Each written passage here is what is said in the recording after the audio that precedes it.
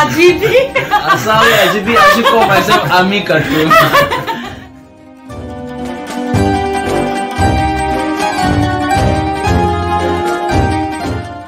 It's called steering gate.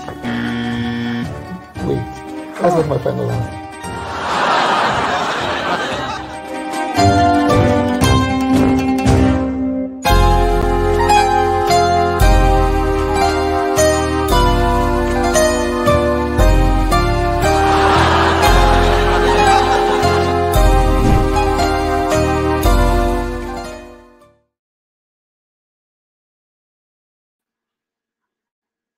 Yes, hello everyone.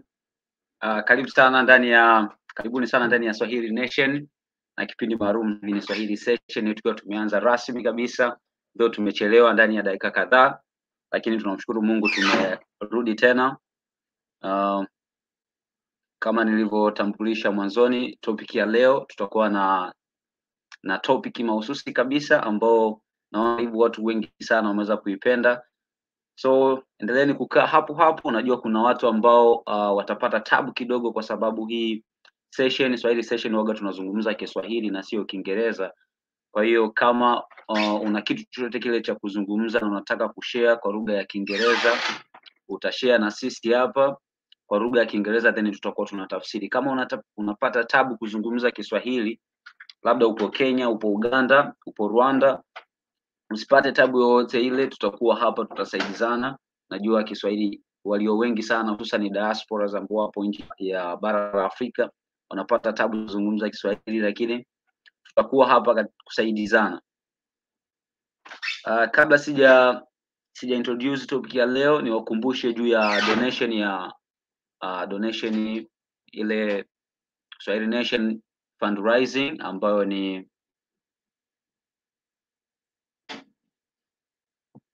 Swahili Nation fundraising, kuwakumbusha kuchangia kiasi cha pesa chochote kile ulicho nacho ili kusupport Swahili Nation. Kama una dola una euro 1, euro 2, euro 3, euro 4, unaweza kuchangia kwa kupitia ngoja ni share link hapa na niweze kushare link ili mtu asipate tabu.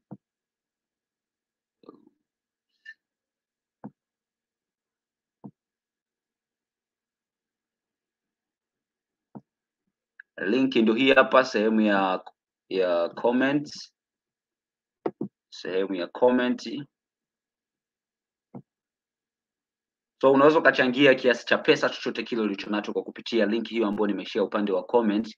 Iwe ni euro 1, euro 2, euro 3, unaweza ukachangia kiasi hicho cha pesa. Na kwa wale ambao watapata tabu kuchangia kwa kupitia link hiyo, kuna namba ya M-Pesa. Naweza nikashare namba ya M-Pesa hapa, ngoja ni share namba ya M-Pesa kama dakika 2. Namba ya M-Pesa.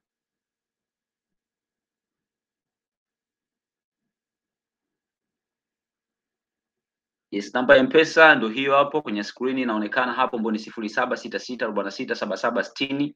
Unaweza ukatuma kiasi cha pesa kwa kupitia nambari hiyo. Jina litakuja Bujo Kisongosongo na pesa hiyo itafika kiurahisi zaidi. Moja kwa moja niende kutambulisha topic ya leo. Kwa siku ya leo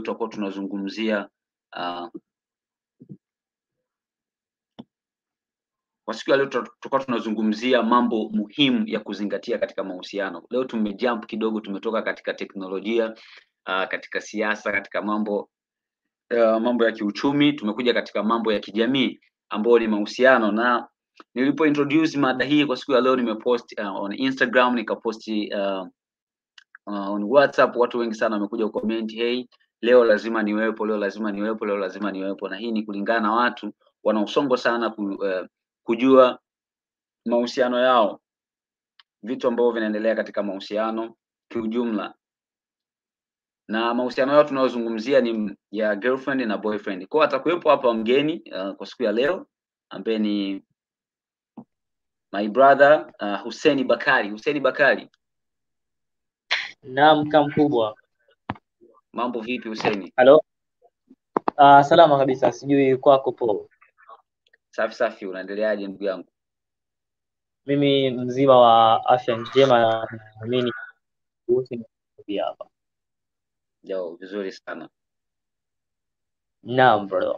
Bwana Hussein, karibu sana ndani ya Swahili Nation. Najua ulikuwa unasikia Swahili Nation, Swahili Nation na unaenda kuparticipate moja kwa moja kuwafahamisha watu yale mambo ambayo ni ya msingi zaidi ya kuzingatia katika mahusiano. Kabla hatujafika mbali, labda unaweza ukajitambulisha ili kila mtu aweze kukufahamu, unaitwa nani, unafanya nini na unapatikana wapi, ili kila mtu aweze kufahamu kiundani zaidi. Sawa. Jina langu halisi naitwa Hussein, ila jina langu la kikazi naitwa Sain_B_official, mtangazaji kutokea kipindi cha The Weekend Chat Show Clouds TV, Dar es Salaam, Tanzania, ndio place ambayo nayopatikana. Kwanza niseme asante kwa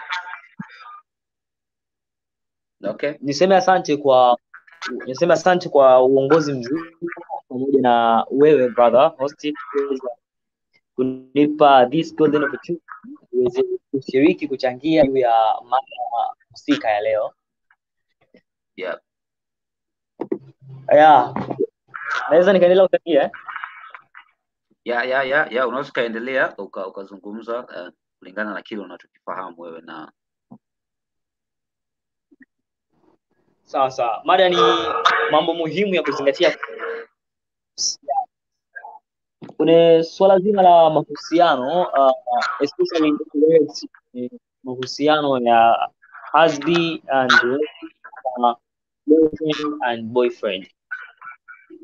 Wamezungumza wengi wenye kuzungumza, lakini wataalamu wa mapenzi na upendo wanasema kwamba vitu viwili kama si vitatu vinajenga sana mapenzi ama mahusiano yenye kuvutia na ya kweli kati ya wahusika wa pendo hilo.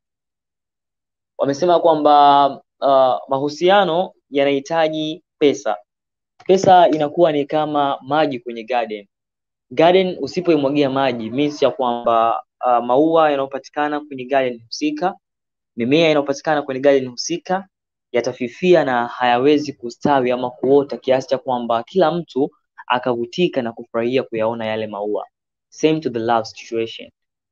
Upendo unahitaji pesa ambazo zitakuwa ni catalyst ya kuchangia mahusiano yazidi kupendeza, mahusiano yazidi kuwa mazuri.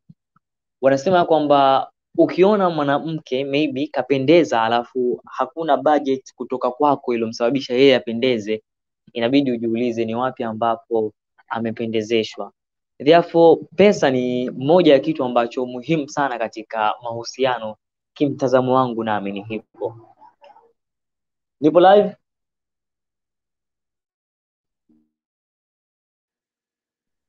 na kusikia vizuri Hussein. Hello, bravo.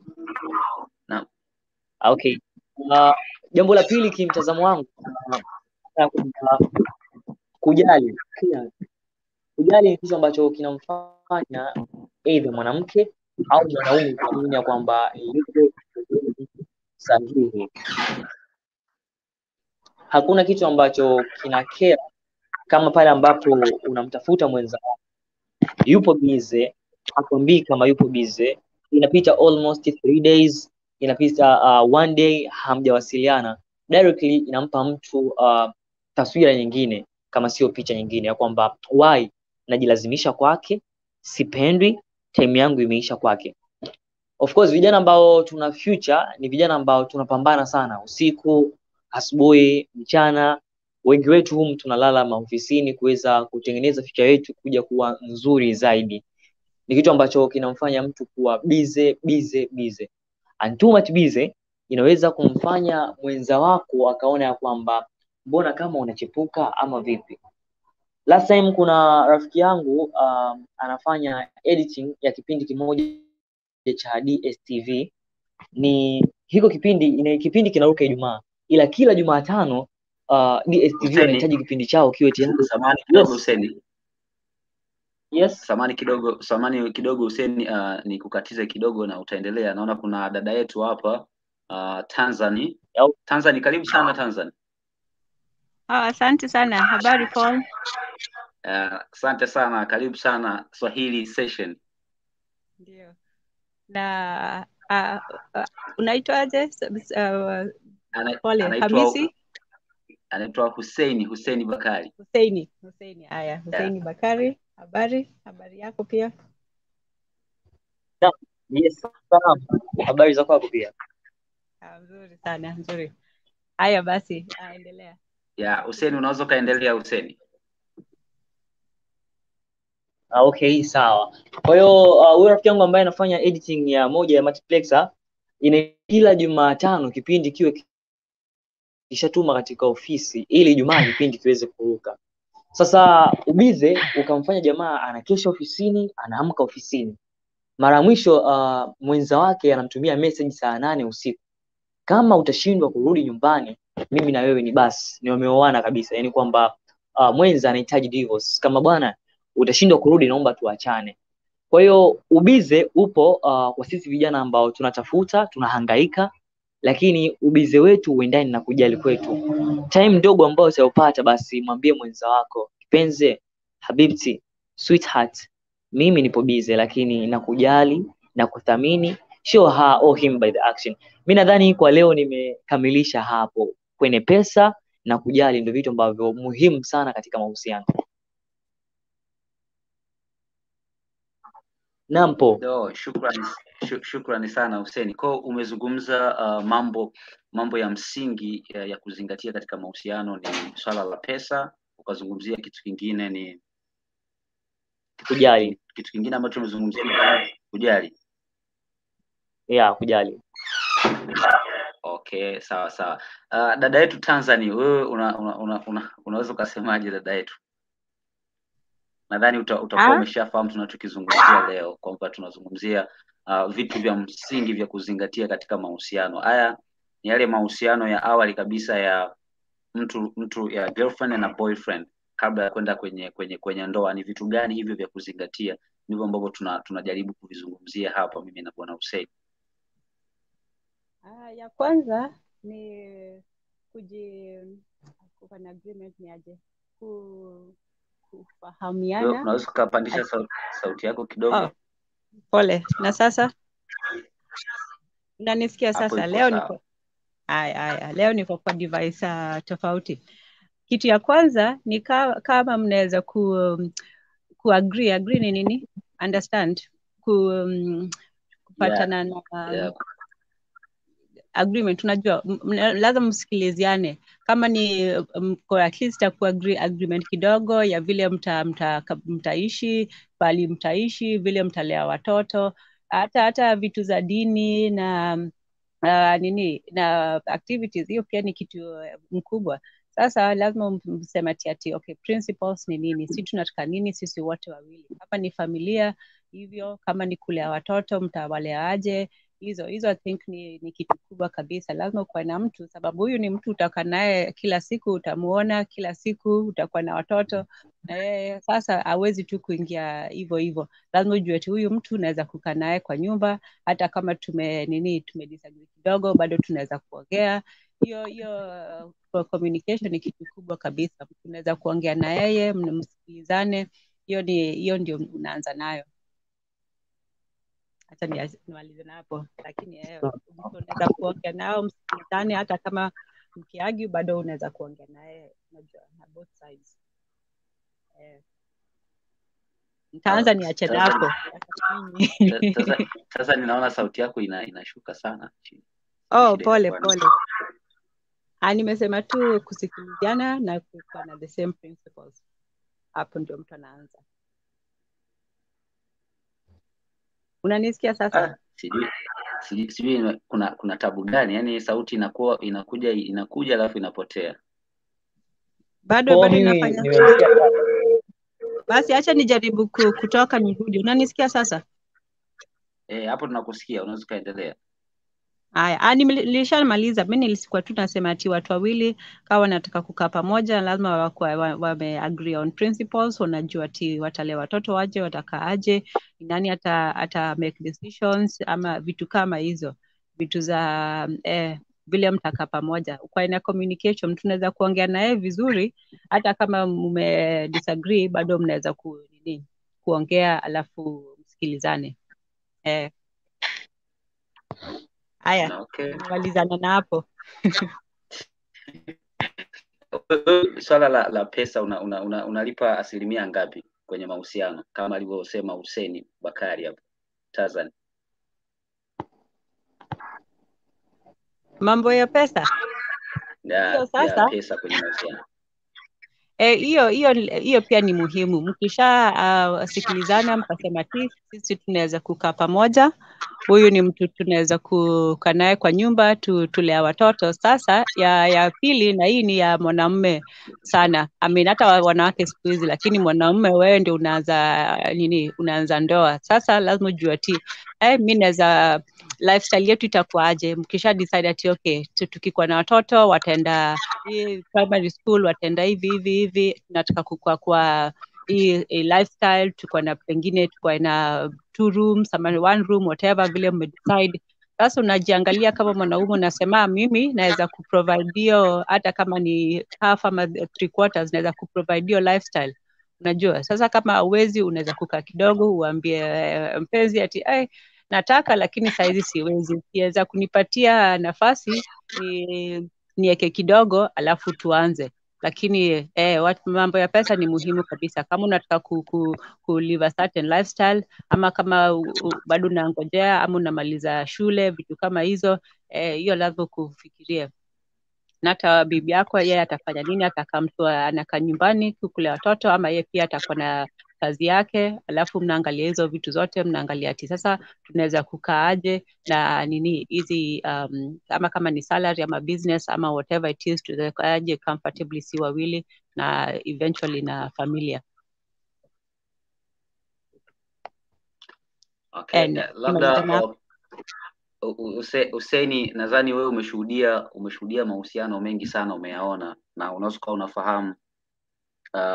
unafahamu sababu nyingi sana ambazo zimepelekea mahusiano hayo yakavunjika, kwa sababu tumeona mahusiano mengi sana na wewe pia unaweza kuwa ni shahidi, lakini mahusiano haya yamekuwa sio endelevu, like watu wana date kwa siku kadhaa, lakini ndani ya siku kadhaa pia yale mahusiano yanavunjika. Unahisi sababu kubwa ni zipi ambazo zinapelekea mpaka watu mahusiano wanashindwa kufikia malengo yale ambao wameyaweka kama watu ambao kwenye mahusiano? Okay, mimi nadhani kama ulimsikiliza vizuri wakati anaanza kuongea, basi kuwa jibu lako ama jibu letu lipo hapo. Ni kwamba hata wakati anaanza kuongea alisema kwamba jambo kubwa kwenye mahusiano ni issue nzima ya agreement, understand, kwamba mimi namuelewa mwenza wangu ananielewa mimi. Kutokuelewana katika mahusiano ni sababu kubwa ambayo inaleta mahusiano kuvunjika. Ni time ambayo mwenza inabidi umfahamu mwenza wako kwamba bwana, po kitu hiki apendi, po kitu hiki anapenda. Therefore ukifahamu kitu gani ambacho mwenza wako anapenda, itakuwa ni nafasi nzuri kwako wewe kuweza kufanya vile ambavyo anavipenda and then kuviacha vile ambavyo havipendi. Kutokuelewana, kutokutambuana vizuri ni sababu kubwa ambayo inasababisha mahusiano kuvunjika. Lakini sababu ya pili tunasema kwenye love kuna aina nyingi sana za mahusiano, aina nyingi sana za mapenzi. Kuna dating for leisure, lakini pia dating for future. Kuna wale ambao wana date kwa starehe tu kwa mabel, mimi na date. Lakini kuna wale ambao wana date for the future. Mtu ana date kwa kutazama kwamba huyu ni date naye ndio atakayekuja kuwa mama wangu watoto, ndio atakayekuja kuwa baba yangu watoto. Kwa hiyo kwa anayedate kwa starehe zake zikiisha, basi na yeye atakuwa amemaliza kile ambacho alikuwa anakihitaji. Lakini kwa ambaye anadate kwa mtazamo wa kwamba anadate ili niweze kumwandaa huyu kuja kuwa mke wangu, huyu kuja kuwa mume wangu, basi watavumiliana kwenye shida na raha, watavumiliana kwenye tabu na karaha, watavumiliana kwenye kila baya na kuelekezana yalokuwa mazuri ili kuweza kufikia future yao. Wamesema wenye kusema ya kwamba without forgiveness there is no future. Kama hakuna kusameheana, basi hakuna kesho nzuri. Lakini pia wanasema love is not perfect. Mahusiano hayajakamilika. Mahusiano ili yakamilike, perfection yake ni kwamba pale ambapo utapokosea, say I'm sorry habibti, I'm sorry kipenzi. Neno samahani linajenga sana mahusiano. Mimi nadhani kukosekana kwa vitu hivyo, maelewano, lakini pia kukosekana kwa mmoja wapo kujishusha, kutaka msamaha pale ambapo anapokuwa amekosea, ni sababu kubwa ambayo inasababisha mahusiano mengi sana kuweza kuvunjika. Kwako Paul? Asante sana bwana Hussein. Nadhani watu wanaelewana. Kuna mtu ambaye yupo ame click link hapo, anaitwa Abebe, ametoka hapo. Yes. Unaweza ili niweze kupandisha hapa, unaweza ukawasha microphone yako ili niweze kupandisha hapa. Kwa yote yule ambaye anataka kujoin na anataka kuzungumza chochote kile, kuna link ambayo nimeituma upande wa comment. Anaweza akaclick hiyo link akaja hapa na akazungumza chochote kile.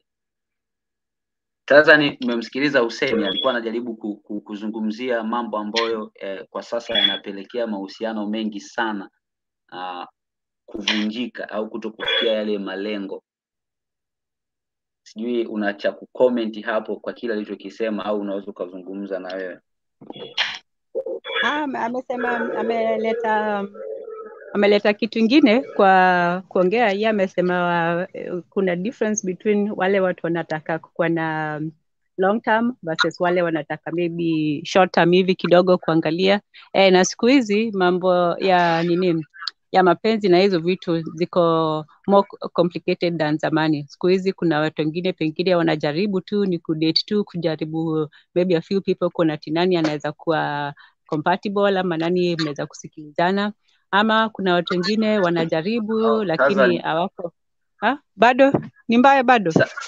Hapana, samani, nataka nimwambie huyu Ababe naona yupo hapa. Ababe, ili niweze kuunganisha hapa inabidi uwashe microphone yako, kwa sababu hapa device yako inaniambia haiko connected. Kwa hiyo ili niweze kuconnect hapa, kuna sehemu ya microphone unaweza kubonyeza hapa. Unaweza kaendelea Tazan. Sasa brother Bakari yeye amesema vizuri, amesema si kila mtu anafikiria mambo ya ma long term na familia. Kuna pengine bado unataka kujua na huyu mtu unajua mambo yake ni nini, ametoka wapi na hizo ma story zote. So hiyo siku hizi I guess inaitwa dating, hiyo ya casual. Unaenda pengine na one or two people, saa zingine unaambia na huyu mwingine, lakini hata wewe pia uko in the run. So kama watu wako hivyo, I think kitu muhimu na hiyo ni kukua honesty, kuambia tu mtu usiweke inaitwaje, hope zako zote, usingoje ukakaa tu hivyo, lakini usifikiria ati ni mimi peke yangu, pengine hiyo ita lakini kama kila mtu amejua hiyo ndio system, hiyo ndio plan, hakuna kitu mbaya nayo, as long as kila mtu anajua role yake. Kitu ya ubaya na hiyo kitu ya casual, saa zingine watu wawili wanaenda tu out, tunafikiria ati vitu ziko poa, na mwingine pengine hakuwa as serious as ule mwingine, na saa zingine watu break hearts ama wana hurt mtu ama vitu kaa hizo, kama hawana hiyo understanding. So hata kama ni casual, hata kama ni serious, uko supposed kuambia mtu ati mimi saa hizi na natafuta tu kitu casual. Si ati mtu anakungojea alafu wewe bado uko unaenda pole. So hiyo na hiyo hata hiyo ya casual bado uta need pesa, unajua utanid si bado mnachukua mnaenda out for date, mtaenda kwa pengine kukula ama kuburudika ama nini. Wewe kama mwanaume si lazima pia uwe na pesa, na kama uko una date 5 or 6 people, lazima uwe na at least ka pesa kadogo, si ndio? Yeah. So hata hiyo mimi naona ati the best one ni maybe kukua na group ya marafiki. So mko maybe 5 wa 6 ama nini, alafu through hiyo group unaweza kujua mtu vizuri, ama si vizuri sana, lakini unaweza kujua a little bit about yeye kidogo, zile vitu anapenda, personality yake, vitu kaa hizo. Alafu pengine kama unataka kumjua more alafu mnaweza kuenda peke yako. Lakini saa zingine hiyo ya dating watu wanajaribu na watu wengi, alafu wengine wanapata, lakini wengine wanaendelea tu kujaribu. Alafu saa zingine unaona huyo pengine anaweza kupata mwingine bora kuliko yeye. Sasa watu wanatafuta na watu wengine watatafuta mpaka forever. Okay. Haya, nimemaliza napo. Okay. So jamani, naendelea kuwakaribisha tena. Mada mezani ndo hiyo hapo. What are the important things in a relationship? Mambo ambayo ni ya msingi ya kuzingatia katika mahusiano. Naona kwenye upande wa comment section tunaye Bigi wana Afrika. Karibu sana Bigi, najua Bigi afahamu Kiswahili lakini welcome Bigi. You can share with us anything by using English, then here we'll be translating. Tanzan is here now. She's very competent with Swahili, so you are most welcome. And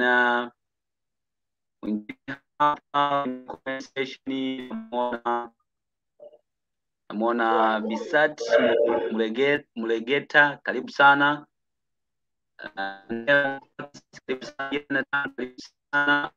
Karibu sana. BJ, karibu sana. Mwandatezi, natamani pia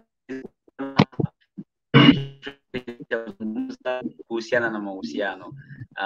Yanatam, karibu sana. Tanzania, karibu sana. Usiofie kuzungumza Kiswahili, uwe unatokea Kenya, unatokea Uganda, uko Rwanda, uko Burundi, Kongo wapi, na unajua Kiswahili cha aina yote ile, unakaribishwa sana kujoin na sisi ukachangia chochote kile unachokifahamu. Uwe nje ya bara la Afrika pia unakaribishwa sana, tutakuwa tunajaribu kuelekezana hivyo. Maana Tanzania na yeye yuko hapa na anatokea Kenya na Kiswahili chake tunakiona ni kizuri zaidi na tunamuelewa zaidi. Huku bwana Hussein Bakari kutokea Tanzania Dar es Salaam, na yeye pia Kiswahili chake kimenyoka vizuri, kwa hiyo tunaendelea kuwakaribisha zaidi na kujifunza zaidi. Naona kuna mgeni pia hapa ameingia, Kihampa. Karibu sana Kihampa. Hii kama nitakuwa nimepatia jina. Umepatia jina ndio hivyo. Karibu sana. Unaweza kujitambulisha, unaitwa nani ndugu yangu? Na uko wapi? Naitwa Kihampa, natokea Dar es Salaam Changanyikeni. Dar es Salaam Changanyikeni. Karibu sana Kihampa. Leo tupo tunazungumzia mambo ya msingi ya kuzingatia katika mahusiano. Nadhani utakuwa umeshamsikiliza Hussein Bakari na dada yetu Tanzania. Wameorodhesha mambo ya msingi ya kuzingatia katika mahusiano, na pia wametoa changamoto ambazo zimepelekea watu wengi sana vitu ambavyo vimepelekea katika mahusiano mengi sana kuweza kuvunjika. Ni sababu zipi ambazo zimepelekea? Sasa sijui wewe una mtazamo gani juu ya hicho? Nimejoin tu hapa recent, kwa hiyo labda ni catch hapa afu ndo nitatoa comment yangu kama hamtojali. Na okay, sawa. Naona Mwandatezi anasema Mwandatezi anasema hamna chakajwa, hao ni wanawake wagaidi wanawashwa na Mwandatezi ni ujinga kabisa. Bwana Hussein, unamsikiliza ndugu yetu Mwandatezi kutoka Kenya, anasema kwamba hamna swala la casual. Hao ni wanawake wagaidi wanawashwa na tamaa la ngono. Unaweza ukamwambia Mimi kwanza na swali kwa Tanzania. Tanzania anatokea Kenya bila shaka kutokana na lafudhi yake. Ndio. Okay, Tanzania bwana, kama huko Nairobi, Mombasa au popote pale, the experience more than one girl kutokea hapo Kenya, wanapenda sana wanaume kutokea Tanzania. Sasa naweza nikafahamu sababu gani ambayo kumfanya wanawake wengi wa Kenya kutamani kudate na wanaume wa Tanzania? Naweza kusema wa Tanzania ni watu wa roho safi, wako na nini, hawana crookedness ya pengine wa Kenya saa zingine.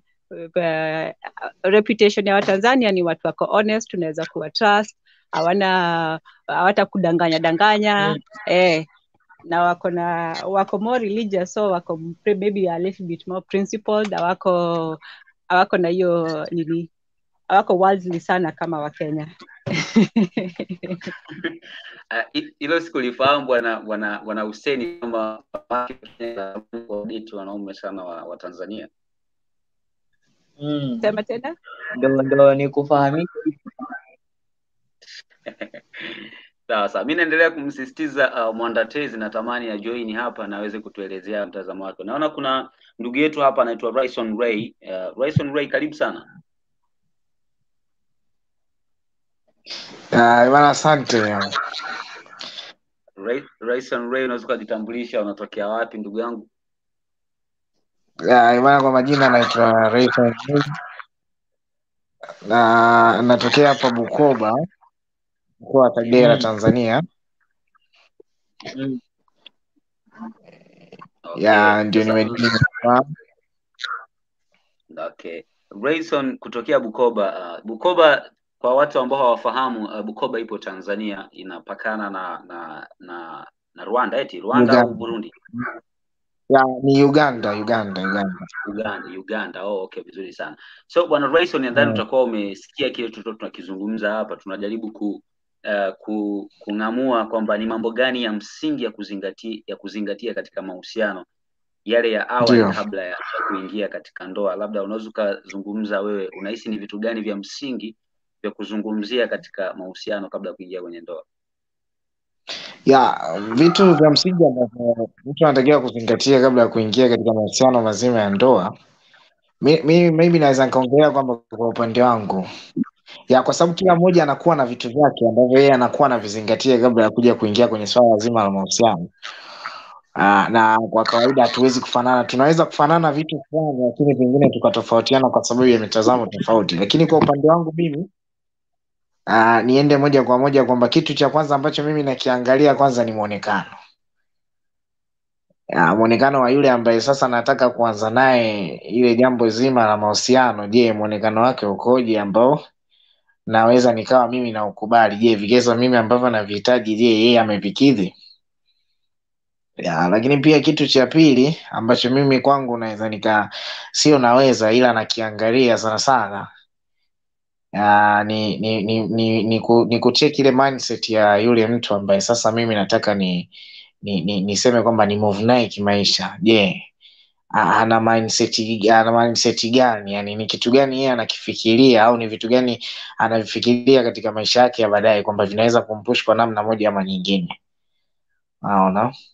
Kwa hiyo mimi nafikiri kwamba ni vitu viwili ambavyo mimi najaribu kuvizingatia sana ninapokuwa nataka kuanzisha swala zima la mahusiano. Kitu cha kwanza ni muonekano, lakini pia mindset ya yule mtu ambaye nataka nianze naye mahusiano. Je, ana nini? Katika swala zima la mindset ni vitu vingi sana ambavyo mimi naviangalia. Ni vitu vingi sana, nikianza kudadavua hapo unaweza kukuta vitu vingine tunavichukua moja kwa moja ambavyo vinakuwa ni vya watu wengine pia.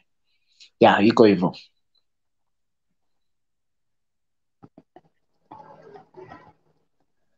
Okay, sawa. Nadhani watu wamemsikia alichokisema ndugu yetu Raison. Domitian Ibrahim, karibu sana Domitian Ibrahim.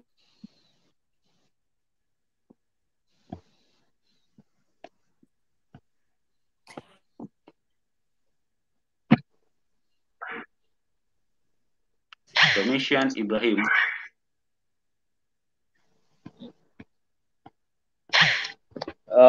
Domitian Ibrahim. Naam. Kama hayupo tayari, nilikuwa naomba swali kwa Raison. Ndio.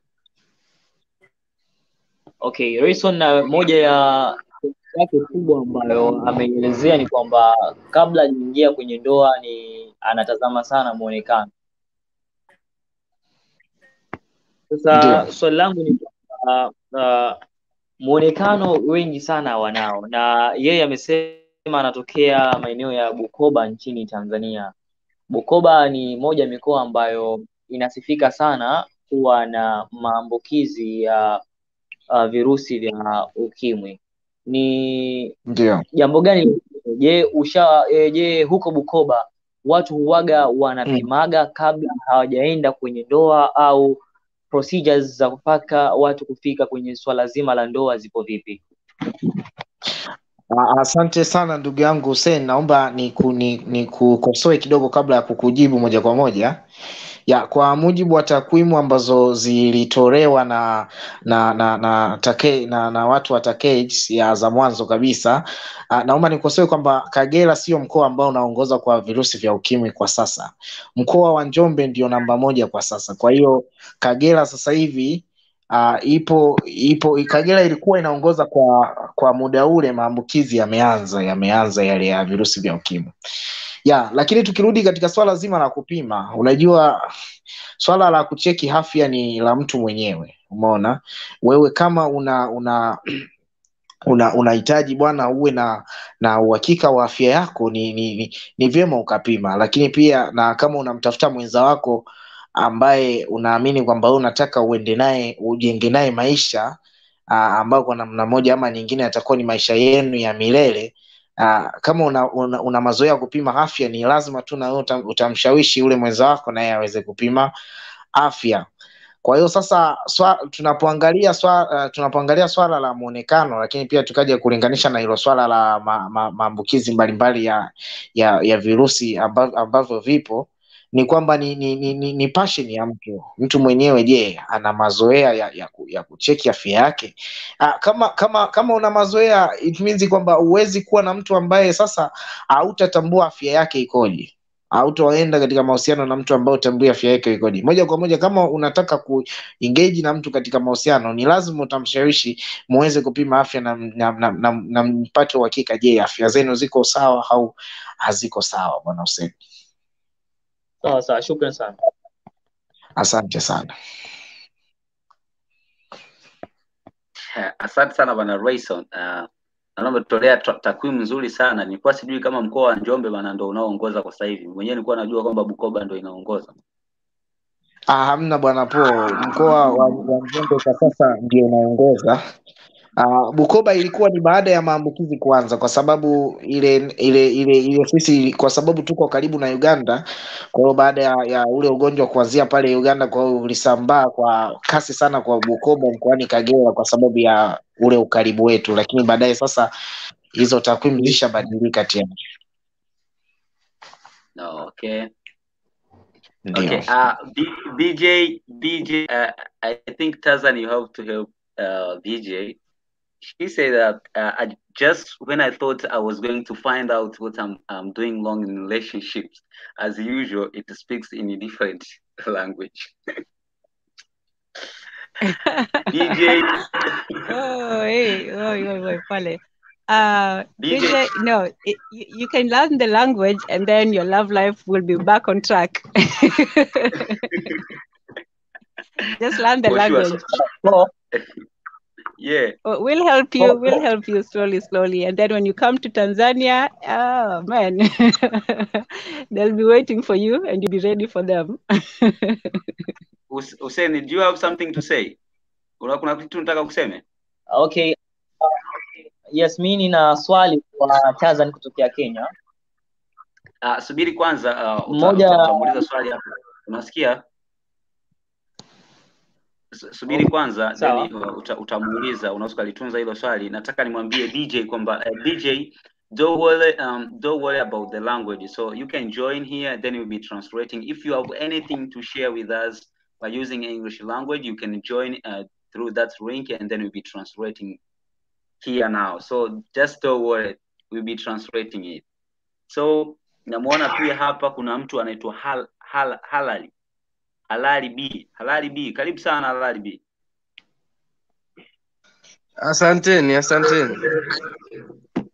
Ni sauti ya mandatezi hivi.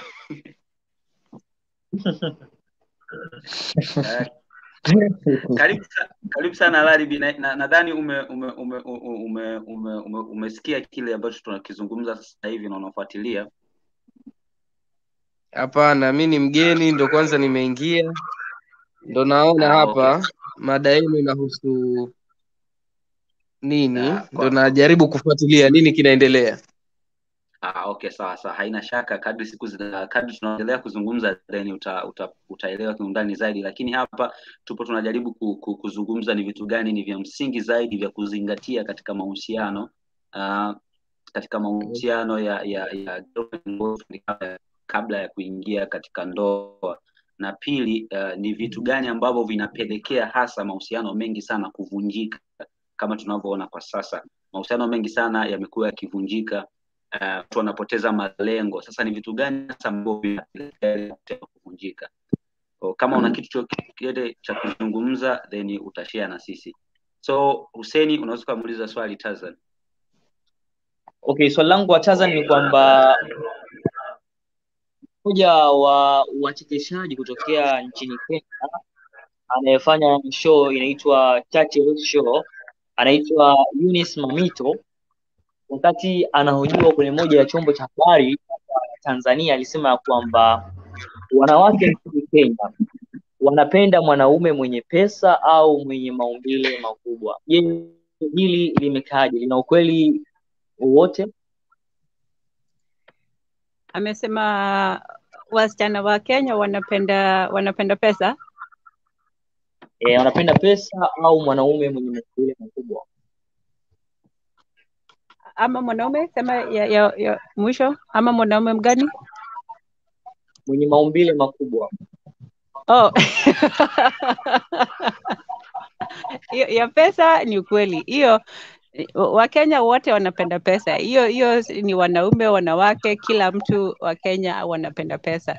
Ndio maana pengine tunaipenda sana, ndio maana saa zingine tuko na hiyo kitu kidogo na hiyo corruption na hizo vitu zote, lakini Wakenya wanapenda pesa, wanapenda kufanya kazi na wanapenda hiyo pesa.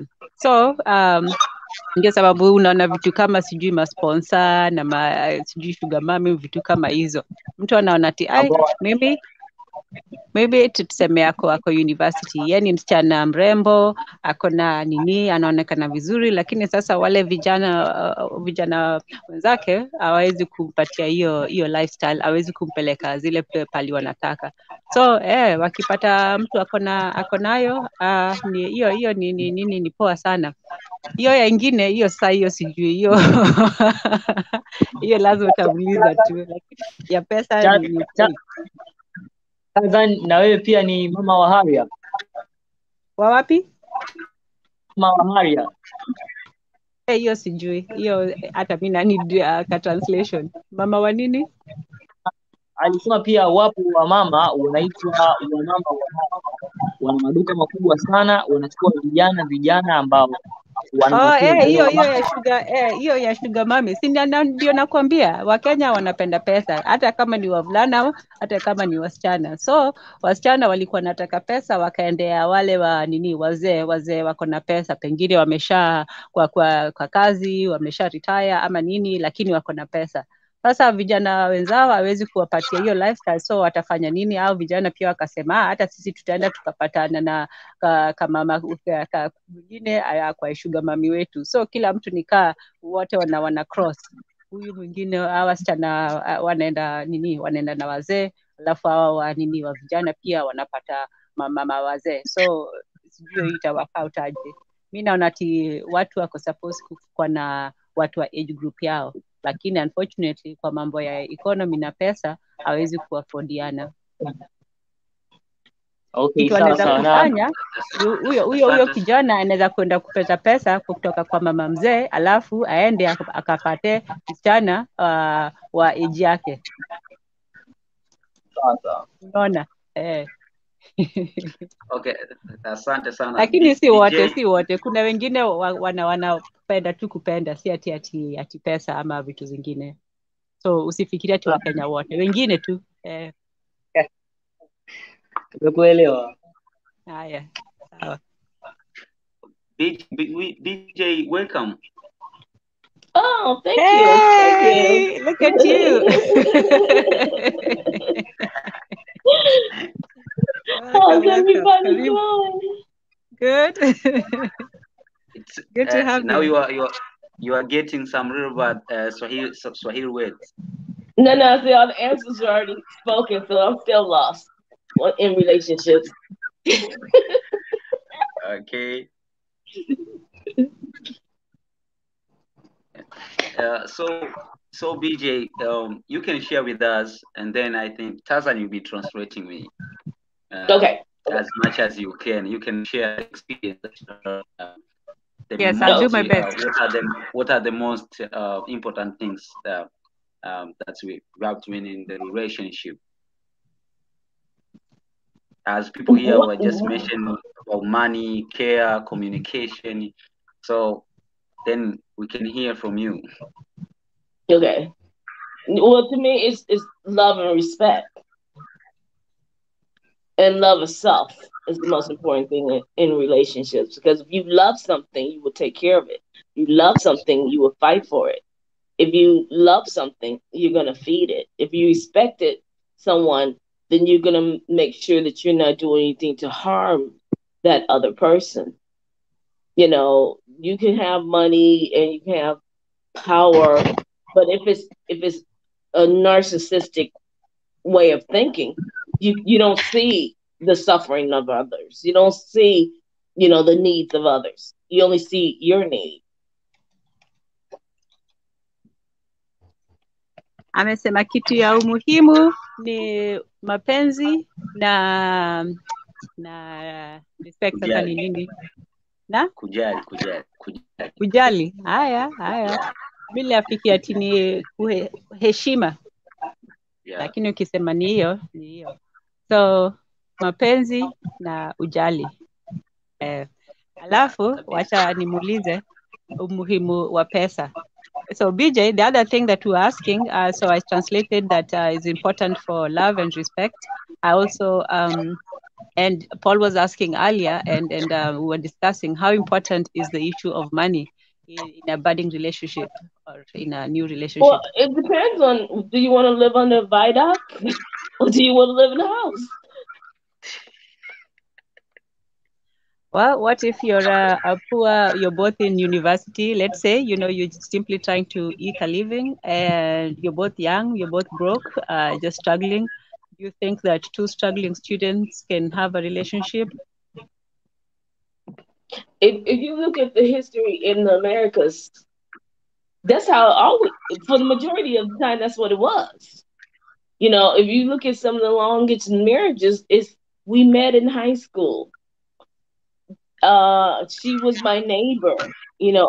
I met her in junior high school because they know who that person is. It's when you get all those baubles in the pockets, then the guy is a little bit. Is she in love with me, or is she in love with what's in my pocket?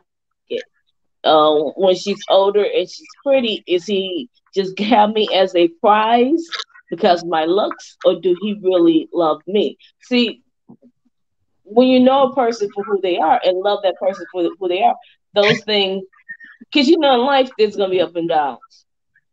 Sometimes you're on top, sometimes you're sinking towards the bottom, and sometimes you hit the bottom. But if you love that person, you're gonna try to fight through those tumultuous times.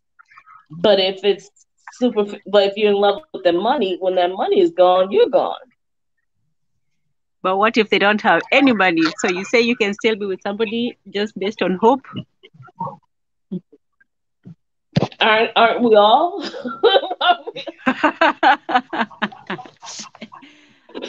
Sasa wacha ni translate on the other side. That's a different question. I'm sorry, Taylor. No, let me just translate and then I'll let you go. Sasa nimemuuliza umuhimu wa pesa na yeye amesema pesa ni muhimu lakini si sana. Kama uko na mtu na nyinyi wote mna kwa pamoja, hata kama hamna pesa nyingi bado mna hiyo upenzi. Na kama mtu ameshapata success ama ameshamaliza atakuappreciate sababu wewe ulikuwa hapo na yeye. Ndio amesema. Sasa kwa yeye pesa ni muhimu lakini si sana, bado ni mapenzi na kuheshimiana. Go ahead BJ. I was just doing the other translation. Go ahead.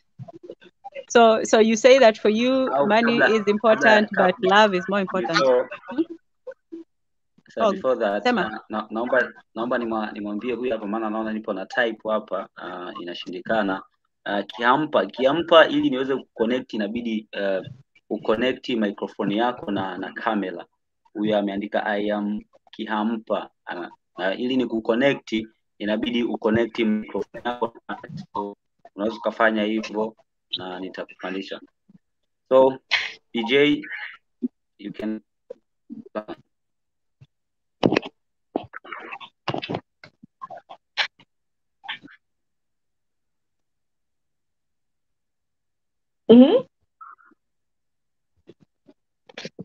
Proceed, PJ. Because I guess I was saying, a lot of times we don't take the time to figure out if we really even like the person, or can we handle the dips and dives. Like Tazza says, is money important? Because you think about some people, it may not be, because they want to just live off grid in the wilderness, and they find their happiness and peace there. So it depends on the person. But yeah, money is important. But if it's the most important thing in a relationship, do you really have a relationship?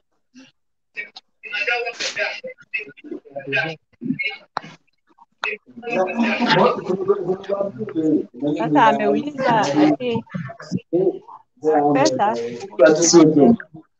kama uko na mtu unajuaje ati ako na wewe kwa wewe ama ni pesa yako ndio anatafuta? Sasa niwaulize nyinyi wawili vijana. So DJ, I'm asking them the question you asked, how important is marriage, and if you're, with money, and if you're with somebody, do you know if they are with you for you or they're just with you for the money? So that's the question I'll ask them. Paul. Naam. Umesikia swali ya BJ? Naona sauti inaenda inarudi, basi sijajua hizo tatizo. Oh, pole. Nimeuliza, umesikia swali ya BJ? Amesemaje?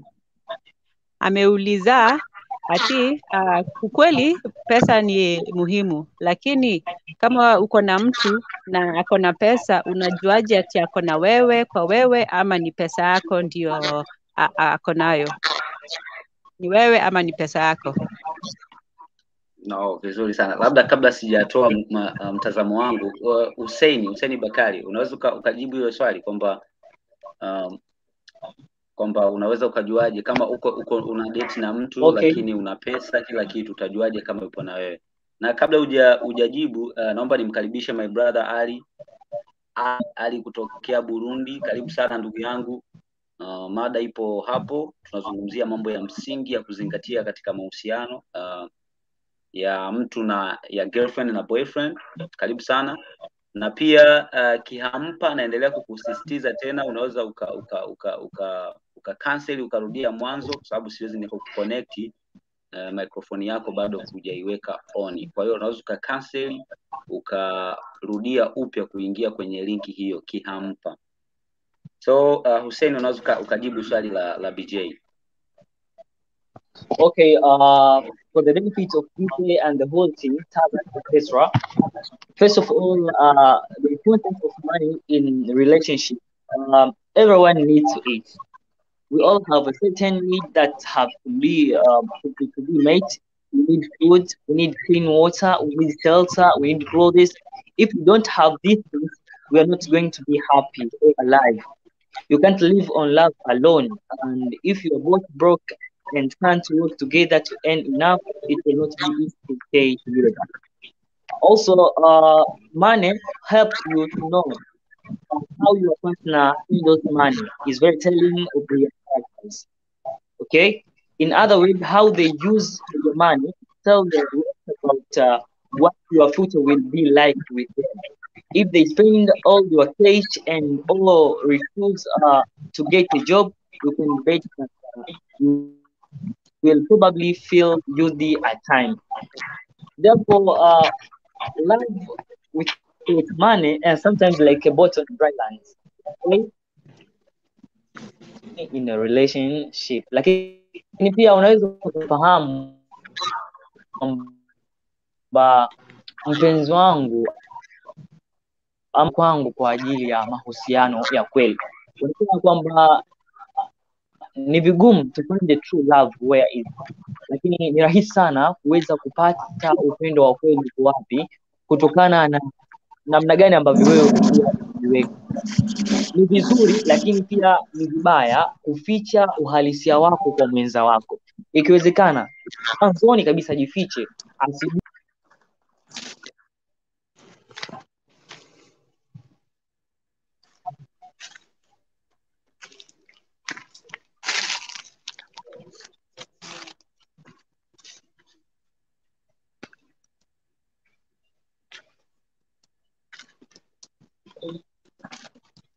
Hussein, naona Hussein sauti yako ipo kwa chini sana. Tunataka tukaendelea bila shaka. Naona Hussein ametoka hapo. Maybe DJ, at least you have gained something from what Hussein said. Yeah, of course you're gonna need money, but the thing is, how much money do you need? I mean, no one wants to live on a. Well, I mean, there are homeless people who actually do live on a viaduct and are perfectly happy, and I know people who live in mansions are perfectly miserable. Yeah, we have to have resources. I mean, that goes without saying. But the thing is if that money is the most important thing to you, then how did that relationship survive? Or is there a relationship, or just a transactional transactions within the relationship? Wacha nijaribu.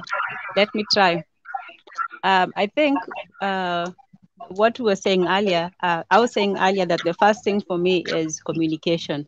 And I envisioned it that we started talking with, if you're serious, because there's either two instances. Somebody is serious about, something long-term, or maybe they're just, casual for now and looking for something serious, maybe in the future, or maybe not. So let's just assume that somebody is looking for a long-term plan, starting a family, raising a family, all that. Even before it comes to how much money, it's used to communicate, and you talk about how we want to raise the children, where do we want to live, what do we want to do with our lives. Do we want to stay at home and travel, or do we want to stay in a small place? Do we want to stay in a small place and get a big house? So you have to agree about what kind of a life you both want for each other. Niseme na Kiswahili, kama watu wawili lazima uangalie ati ni kitu mko pamoja, mnataka tu girlfriend boyfriend, ama unataka unataka jamii, unataka watoto, unataka kulea watoto, na hizo uko serious aje. Na kama ni kitu serious, mkae chini muongee. Communication ni important. Mkae chini muongee, tunataka nini, tutalea watoto aje, tutaka aje, tutataka lifestyle gani, tunataka tu kukaa simple ama tunataka kukua na luxury, tunataka kukaa kwa village ama tunataka kwenda kwa city, na kila kitu mlaza mdiscuss, muone ati tunaweza kuafford hizi vitu kweli, na hii nini pesa yetu, ama tujaribu ku manage kidogo. So ndio nimeambia BJ swali yake ni pesa. Hata kama uko na pesa, mtu anaweza kukudanganya, ama pesa si kila kitu. Sasa hizo vitu zingine ni nini? Na mimi nimesema ati ni kuongea. Mnaongea nyinyi wawili, mnasema ati mimi nataka hii na hii, mimi nataka kukaa na hii lifestyle, nataka kuwa na pengine bungalow ama ka apartment kadogo ama nini, nataka watoto wangu waende hii shule na hivyo. Alafu mkiongea nyinyi wawili, mnasema ati tunaweza ama hatuwezi. Sasa ndio hiyo ndio asa yangu. Okay, fine. Nadhani DJ ameelewa na umeelezea vizuri sana. Sasa kuna kitu ambacho nataka tukizungumzie hapa. Sasa ni hiki ambacho nakiona kinaendelea upande wa comment section, ambacho nakizungumzia mwandatezi na Tazan umejaribu kumjibu hapo kwamba Mwandatezi anajaribu kuitetea pesa, kuonekana kama pesa ndo kila kitu katika mahusiano, na huo mtazamo alionao Mwandatezi sio yeye peke yake. Asilimia kubwa sana ya watu walio wengi sana kwa sasa hivi katika mahusiano wameifanya pesa kuonekana kuwa kila kitu, na ndio maana hapa umemwambia kwamba Mwandatezi sikuchukia, ni kufahamu kuna vitu za muhimu kuliko pesa kama heshima na mapenzi vile kama vile hapa ukasema kwamba huwezi kukula mapenzi, you can't live on love alone. Ni kama chumvi, bila pesa mlo wa mapenzi mapenzi hailiki. Umeona Mwandatezi anajibu kwamba pesa ni kama chumvi, bila pesa mlo wa mapenzi haufanyaje, hauliki. Hapo Mwandatezi Taza unasema usifiche mali yako kwa mpenzi wako, don't hide your worth from your love. So nachotaka kutengeneza swali hapa ni kwamba watu wengi sana wameifanya pesa kuonekana kuwa kitu cha msingi sana kwa mahusiano, kwamba no money no love, no money no love. Hiki kitu ni sahihi au it's just a disease ambayo inajaribu kuwala watu katika mahusiano au la? Kwa msaada wa BJ, like unaweza kumwambia Tanzania.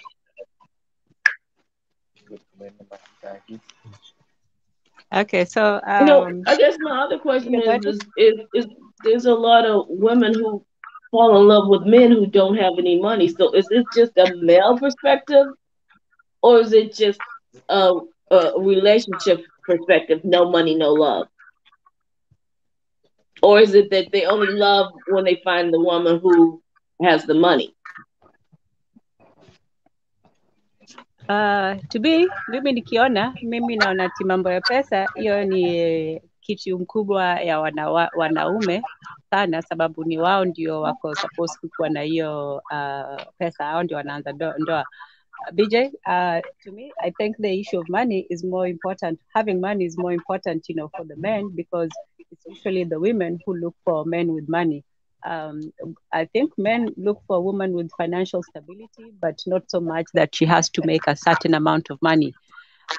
Nimesema ati ni wanaume ndio wanaangalia watu wanawaangalia kama watu wa pesa. Kama mwanamke akitaka husband, anaangalia huyo mtu anaweza kunisupport, ako na pesa, anafanya nini na hizo vitu zote. Lakini wanaume wakiangalia mwanamke, anaangalia ni mrembo, anaweza kulea watoto, personality yake ni nini, lakini si necessarily ati ako na pesa ngapi, unless wewe ni wale watu wa vijana wanataka sugar mommy. Lakini umuhimu wa pesa ni mimi naona ni wanaume ndio wako na hiyo burden, bigger burden, au ndio wako supposed kwenda hapo ku make sure ati wako na wanaweza kusupport wife na family. So BJ, for me, I think that the whole idea is more, the burden is more on the men, to make the money. But you can disagree. I'll let someone speak. Okay. Thank you Tanzania. Then nataka niulize tena hapo then tutaendelea na swali ambalo amelizungumzia survive, after then tutaendelea kwa hiki alichokisema. So Huseni Ali, unaruhusiwa kuinteract kwa kuzungumza kitu chote kile ambacho unakifikiria kwa hiki ambacho wanakizungumza sasa hivi. Lakini Tanzania umesema kwamba swala la pesa ni mzigo mkubwa sana, ndo yani it's a burden for a man. That's what you said, Taza. Yes, it's a bigger burden for the men. Lakini huoni kama wanawake ndo wamekuja kuwaaminisha wanaume kwamba mapenzi ni pesa, bila pesa mapenzi hakuna? Kwa sababu nowadays wanawake ndo inaonekana wanapenda sana pesa kuliko mahusiano yenyewe. Then utalielezea hilo baada ya hiki alichokisema ndugu yetu Survive, kwamba men don't care about women's money. If a man care about your money, beware Lord. Kitu alichokizungumza kama hivi tutapata na kusema sasa hivi.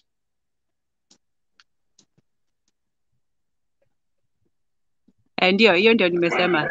Sasa mtu mwingine anaweza kusema yake. Yeah. So Ali, unaweza kuzungumza? Yeah, I'm ready bro. So ningependa kwa asilimia ya kwanza yani takia siku mwema yani kama niseme siku mwema kama niseme good evening sijui niseme vipi sababu mimi naumwa. So Hapa asante. ni afternoon Yani lakini ni sawa, asante. yani hii yani na hii speech ni speech ambayo muhimu sana, nimefuatilia hapa kidogo.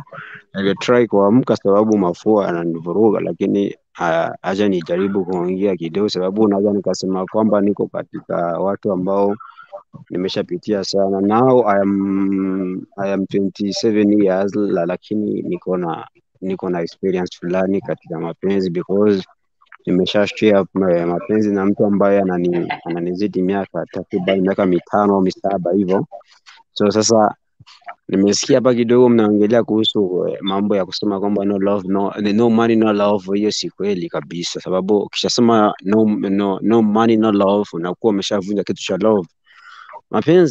Mapenzi kiufupi ni kitu ambacho Mungu alikiumba na hakina signification, hakina maana yoyote. Hakuna mtu ambaye anaweza kuambia maana ya mapenzi, sababu hata ukiangalia kwenye dictionary mapenzi ina maana kubwa sana. Sasa mapenzi ni kitu ambacho mtu akikiingia hemo inakuwa kuna vitu vyake fulani ambavyo vinakuwa ni muhimu. Kwa mfano inakuwa ile confidence, pako kuwa independent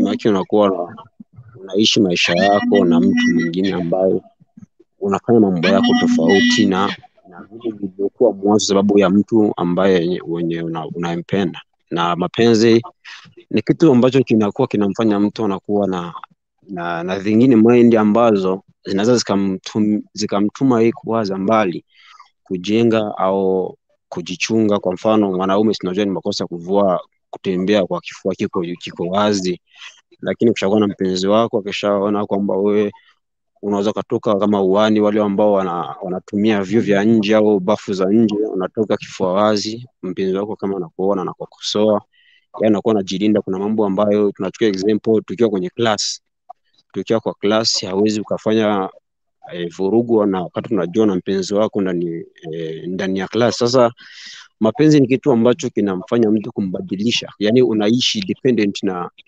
kama vile mtu ambaye unampenda anavyotaka, sawa?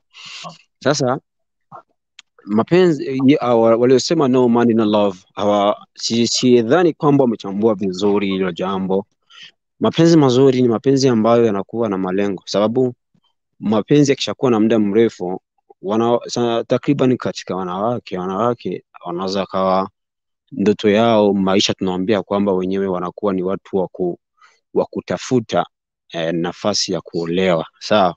Sasa hiyo nafasi ya kuolewa, kama ukimkawiza mwanamke sababu ya uchumi, mwanamke anakuwa kama unampotezea muda wake, kutokana na wanaume wanamtongoza, wanaweza kuwa na vigari au na vitu vingi, inakuwa tatizo. Sasa huyo aliyosema kwamba no money no love anakuwa anamaanisha, hajamaanisha kwamba hauna mapenzi, yani hauna pesa. Kwenye ambapo hakuna pesa hakuna mapenzi, sio maana hiyo. Sababu if you have money bro, you can have a love. Unaweza kumpenda mtu yoyote, mwanamke yoyote au mwanamume yoyote ukiwa na pesa yako, because for example unaweza kuwa billionaire and una post somewhere kwa television, una post ya kwamba mimi namtaka mwanamke ambaye nitamposa kama milioni 50, lakini nataka awe na character hizi na hizi. Unaona, wanawake utawapata ukiwa una pesa, mwanamke utampata, lakini inakuwa sio mapenzi, sawa? Mapenzi ni kitu ni wakati ambapo wanaweza kuwachukua watu wawili wakawaambia nyinyi inabidi mfunge ndoa, pingu za maisha, ili mfike kwenye malengo fulani, na wakaishi bila mapenzi. Lakini baada ya muda kadhaa kukutana, mapenzi yanakuja. Mapenzi huwa kuja yani ni vitu vinakuja bila program. Nikizani sote tumeshapenda, unaweza kumpenda mtu kwa malengo, lakini kafikia stage ukampenda mtu mapenzi ya kweli. Bro, mimi nilipendana na mwanamke ambaye ananizidi miaka 4, alafu ana watoto 2, nikakuwa nampenda kama yaani inakuwa kama inakuwa ni profit, yaani inakuwa ni kama maslahi fulani, lakini mwisho wa siku ikatokea nikampenda mapenzi ya kweli, unaona. Sasa lakini yeye alivyokuwa anaishi na watoto wake, na mimi wakati ningali natafuta maisha ikakuwa ni vigumu, sababu yeye anadai ndoa. Sasa mimi naona nikimuoa kumlea yeye na watoto inabidi nitafute kazi ambayo itaniingizia pesa. Sasa siku zinavyokawia, takriban siku zinavyokawia, ndio na yeye mapenzi inakuwa naona kama mwanaume hatuko naye, umeshaona. Sasa mapenzi ni kitu ambacho I respect napenda sana, na respect kwa aliyefikiria kuleta hii speech, sababu ni kitu ambacho watu wazungu kinawavuruga. Tumeshafahamu masemi na kinavuruga watu hicho kitu, yani hakina formula yoyote. Sasa cha kujua kiufupi ni kwamba mapenzi, mambo ya pesa hayachangii, because unaweza ukawa na mwanamke ukawa naye, lakini kutokana na vile unavyompea something like unavyomweka karibu, kama ni ugali mnakula kwa maharage, lakini yani unavyomkuwa karibu yake, au unavyostahimili matatizo yake. Anaweza kawa ni mbovu wa tumbo, wa mgongo, wa nini, jicho, kipofu, kiziwi, hivyo bubu, haongei, lakini wewe ukawa ni mtu ambaye unamfanya uwe na furaha. For example, unaweza kupendana na mtu ambaye ana HIV, alafu wewe uko normal person, hauna hiyo ugonjwa, na ukampenda huyo mtu, yani ni mapenzi. Hayo ndio inaitwa mapenzi, hakuna pesa hapa. Yani unampenda mtu, ni mapenzi, kitu ambacho Mungu ameshaumba, spirit ambazo zinakuwa zinakutana. Ukimwona mtu fulani unampenda na mtu mwingine unakuwa umpendi. Sasa pesa inakuja katika nafasi ya kufanya zile ndoto zenu zifikie kwenye malengo.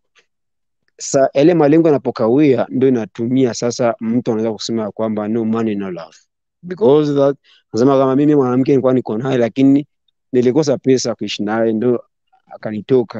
Wanawake mtanisamee, na wanawake ndio gisho walivyo, sababu mwanamke hauwezi kuwa naye alafu ana shida mambo fulani, something kama makeup nini, mambo ya shopping, au uko ready kumfanyia hicho kitu, au uko tayari kumuoa.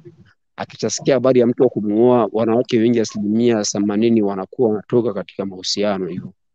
Sasa sisi wanaume tunaweka mbele that tukiwa na pesa ndio tunakuwa na mapenzi. Sio hivyo. Yani hakuna mahali popote kwenye pesa na mapenzi tunakutania, isipokuwa ni katika kuimarisha yale mapenzi kwenye ndoa, ndio inabidi ile pesa itumike. Sawa. Sasa mapenzi ni kitu gani? Mapenzi ni upendo kutoka moyoni, sio kwenye kichwa, kutoka moyoni, sababu kuna kichwa, kuna mind, mentality na heart. Kitu kinatoka moyoni na kinatoka kwenye ubongo. Sasa ni tofauti. Mapenzi kitu ambacho mtu anakuambia yule mwanamke ulimpendea nini, haujui. Mtu anakuuliza from nowhere, anakuambia how do you love what makes you love that guy? Anasema I don't know bro, nampenda hivyo mwanamke. Sasa mapenzi yale ni wewe unajua kwamba mimi nimempenda mtu, mimi nimeambiwa nimeshampenda tayari, wengine hata waseme wafanye mimi nimeshampenda mwanamke.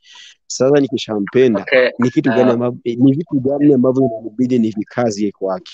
Sasa hizo vitu kishajiweka sawa, inakuwa ni advantage kwako wewe, na inabidi utafute pesa ili uimarishe hayo mapenzi yenu. Lakini no man love, mimi si support hilo jambo hata kidogo kabisa. Na asante, sio mmenielewa hapa.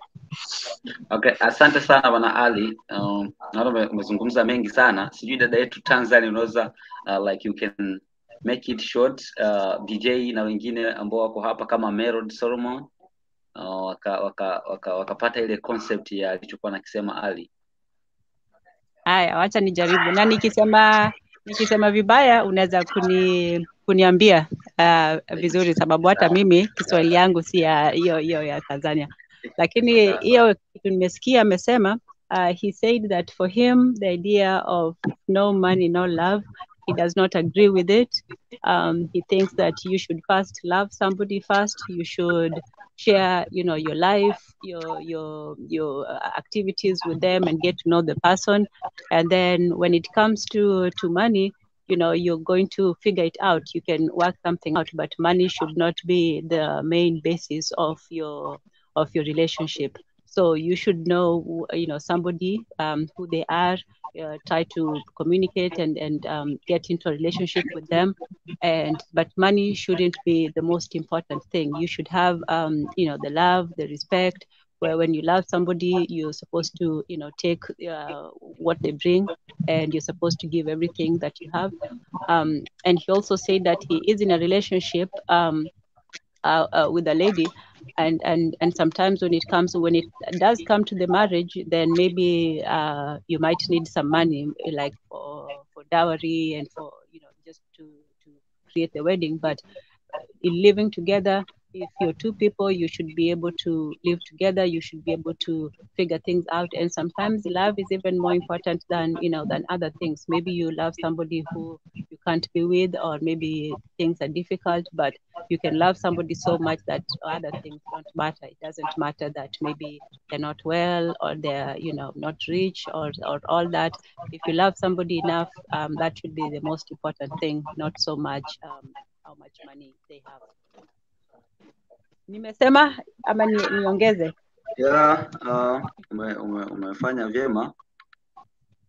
So Ama ndo ni kama kitu hiki nimesahau niambie. Yeah. No.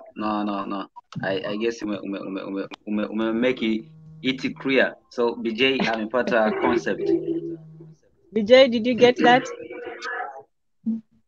BJ? Yes. Okay. So you got Yeah. what you were saying. So that tukaendelea kwa hiki alichokuwa na kwa hii comment ambayo amesema Merod Solomon, kwamba money can't be the ground of love or relationship. It's a common goal or understanding.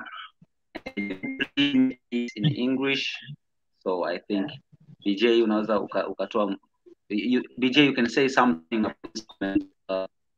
I think we have gotten to the point that we have made a relationship a commodity, and we treat relationships like they're business transactions and a corporate entity. And here in the States, we have now given corporations the same rights as people. And I say that in the sense of what happens when your commodity has a downturn? What happens when your commodity begins to decrease in value?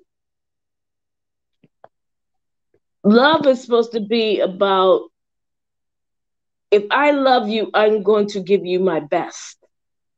When I love you, I'm going to ensure that you are taken care of. And if I love you, when I see you're falling, I'm going to do whatever I can to build you up. I'm not giving that to the United States Bank and Trust. I'm not giving that kind of energy to an inanimate object.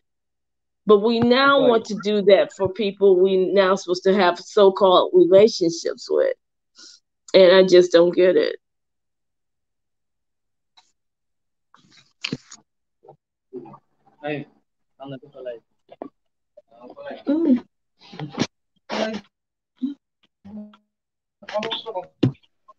Kama mtu anaongea aje,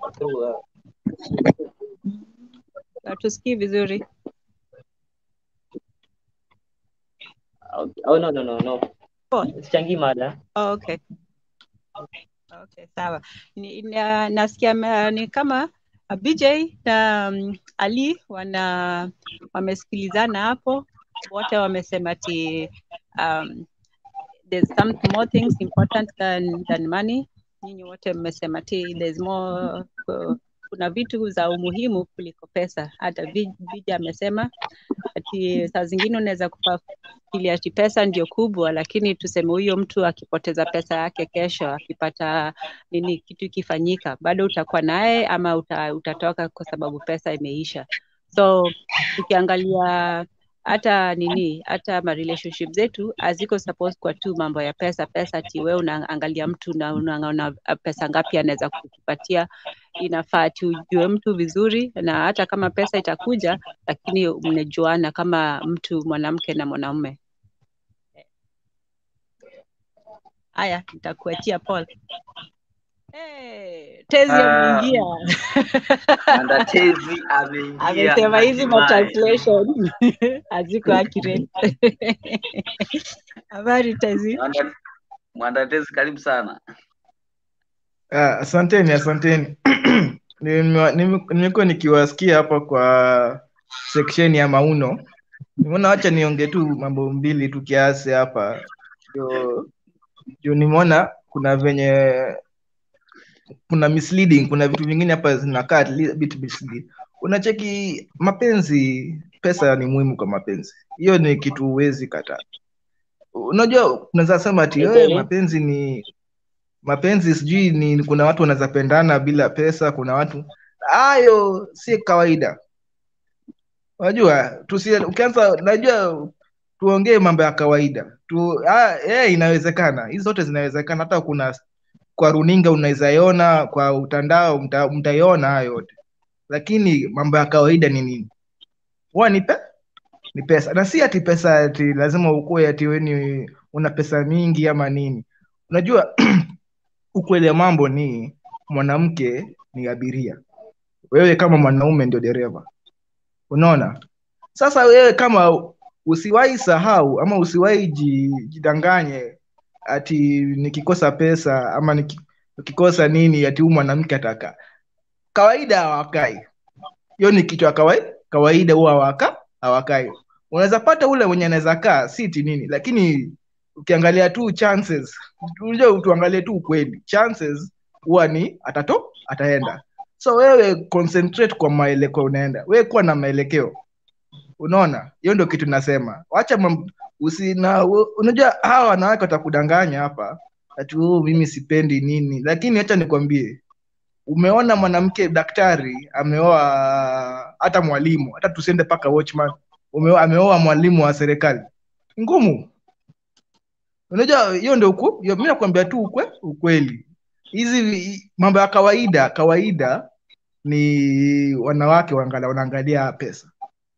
Hiyo tu ni kawaida. Hata waseme aje wasiseme aje, wewe kama mwanaume usidanganyike na sijui atanipenda na kitu pili nakwambia ni usingojee mwanamke akuhurumie.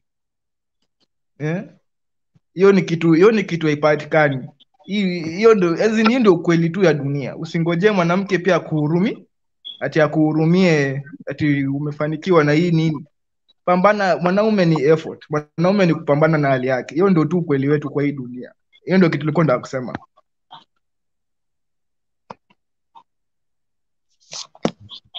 Okay, BJ, I have written the translation of Tezi in the comment section, so you should be able to catch up and do the discussion. But yeah, he basically disagrees with a lot of what you say. He says, money is important, and you women are just talking and trying to butter up the men, but as soon as the money is over, you're gone. So, well, again, so the man wants to live in a home with no money. Who's going to keep the mortgage paid, the food on the table, and the shoes on the feet? If he say, when the money is gone, we leave. And then on the flip side of that, who are you choosing? That the woman keeps leaving.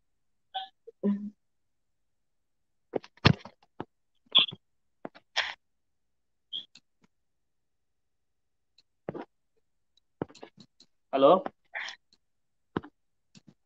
BJ, Tanzan, Po, and the whole team. Oh, Sema. Yes, Hussein, Bakari. One among the novelist from Brazil, called Nelson Falcao Rodriguez, one day said that money buys everything, even a true love. Therefore, myself, I argue that money is everything money you can buy true love.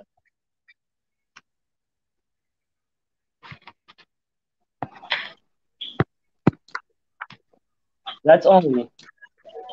Oh, vizuri sana Bwana Hussein kwa hicho ulichokisema. So naona mjadala wa pesa katika mahusiano umekuwa ni mkubwa sana na kuonekana kwamba pesa jamani ni ya msingi sana katika mahusiano kama ndugu yetu Mwandatezi alivyosema. Sasa Samila hapa anasema okay, Samila, karibu sana Samila na wengine wote ambao wapo upande wa comment section. Asanteni sana kwa kuendelea kutufuatilia mpaka sasa hivi. Sasa tukihama katika upande wa pesa kwamba tuangalie naomba tuzungumze kwamba wakati sahihi wa watu kuingia katika mahusiano ni wakati upi, kwa sababu tumeona mahusiano mengi sana. Tunaona mahusiano yanavyowaumiza watu wamekuwa na swala la mental health, ugonjwa wa akili kwa sababu ya mahusiano, na ukiangalia idadi kubwa sasa hivi inazidi kuongezeka, watu wana magonjwa ya akili, wanashindwa kustahimili ile mikiki ambayo inapatikana katika mahusiano. Na yote hii kuna watu wanasema ni sababu ya umri, wengine wanazungumza sababu ya kuto kufahamu nini wakifanye katika mahusiano, au ya kuto kujua wakati sahihi wa kuingia katika mahusiano. Kwa naombeni leo tubainishe ni wakati gani sahihi wa mtu kuingia katika mahusiano, na ni vitu gani vya kuzingatia kama mtu anahitaji kuingia katika mahusiano. Tanzania unaweza ukamweleza BJ na watu wengine ambao hawafahamu lugha ya Kiswahili. Kwanza acha niseme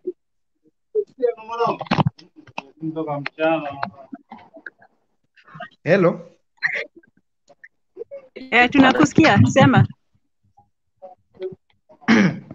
Nilikuwa nasema kwanza mimi huona hakuna kitu kama, lakini watu wengi wataweza nipinga hii kitu, lakini mimi huwa sionangi kuna kitu kama mapenzi. Hiyo ni kitu, ni mambo ya juzi. Mimi naona wanaume wanajiua hapa wakidhani kuna kitu wakiamini kuna kitu inaitwa mapenzi, na hiyo ndio maana naona wanaume hapa wanateseka, na si ati ni nini, ni runinga, ni mtandao, ni utamaduni wa Europa na Amerika imeleta hii tabia ya kufikiria. Unajua hizi mamovie na unajua hizi vitu nyingi unaweza ona zinadanganya mwanaume kwamba hii mapenzi ni kitu, alafu ikiisha unapata mwanaume ameshtuka, haya nilidhani tumependana mpaka mwisho sijui nini, kumbe si hivyo. So mimi ningesema kama mwanaume, na wewe ujue tu mimi, lakini labda pia ni uongo, labda pia mimi najua pia mimi najifunza pia, naweza kuwa maisha itanifunza kwengine, napata kumbe kwenyewe iko, lakini pahali nimeona na nimeona hata huku Kenya tena nimeona mapenzi ni kitu ni kama infatuation. Unaona, ni kitu inakuja, si ati nini, unaona mwanamke amekupendeza na kila kitu, lakini pia ni kitu usipochunga, ujiachilie ama ujisahau kiasi, utajikuta hiyo kitu si vile ulikuwa unadhani. Unaona, hiyo ndio kitu nimeona. So mimi ningesema kama wanaume, angalieni mwelekeo wenu. Kama we pambana tu na, yani we jua, kama tulikuwa nasema wewe ndio dereva, we pambana tu na hiyo barabara huko, na hiyo barabara yenyewe unapeleka, yani mwelekeo wako ni wapi, we pambana na mwelekeo wako. Unajua wengine wanawake watakuja, hao ni abiria, watakuja kama abiria, we muone tu kama abiria kwa maisha yako. Unaona, sasa we usisahau mwelekeo wako juu ya abiria, alafu upotee njia, utapata wadhani hii abiria itakaa na wewe, abiria atatoka panda gari nyingine. Unaona, sasa hiyo ndio kitu unaona wanaume wanadanganywa na runinga na mawimbo unajua. So acha niwaambie tu ukweli yenye mimi nimeona hapa. Naona hapa usiwahi sahau mweleko yako kama mwanaume. Hayo.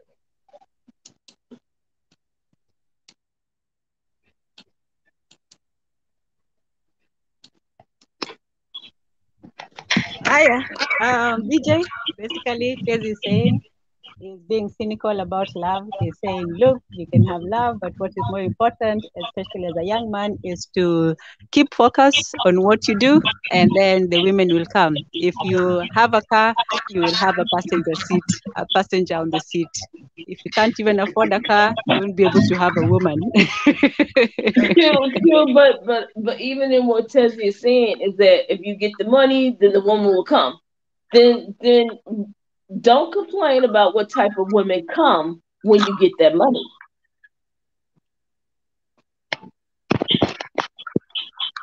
No, at that point you can choose for yourself, and I'm not even, But I only say that Tanzania is because once you start acquiring things, the circle of women that's going to come at you are not going to be the same circle of women who are going to be there when you're trying to attain that money. So then men start complaining and crying. Well, she only wanted my money. Well, you can't have it both ways. Because again, the circle that's going to come when you start acquiring success, their motives may be different than the women that you're going to be who are going to stick around you when you're trying to gain success. So your choices may be the same choices because all the women, when you achieve a certain level, are all the same. And I only say that, Tanzan, because then men start crying. She only wanted me for my money. You can't have it both ways. Yeah, but she still wants you. She still wants you. That's the thing. Try a broke guy just saying, oh, she wants me for my rags, for my personality. At least you're still wanted. True.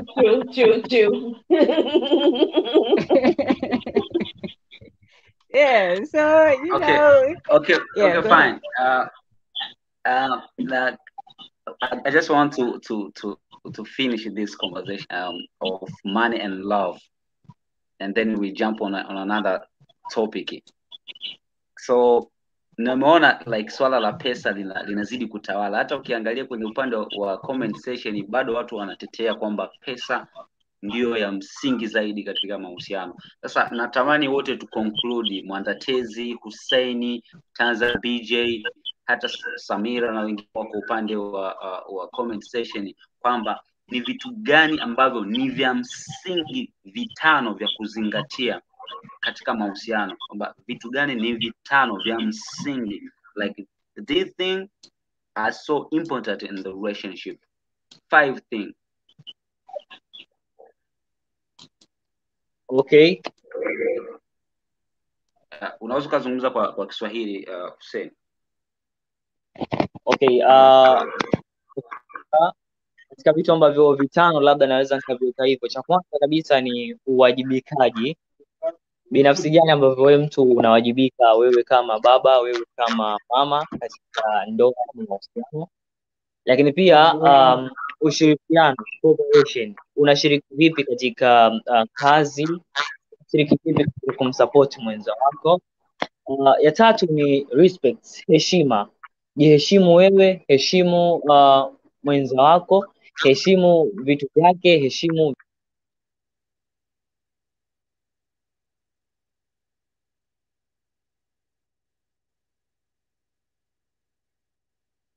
Yes, Hussein?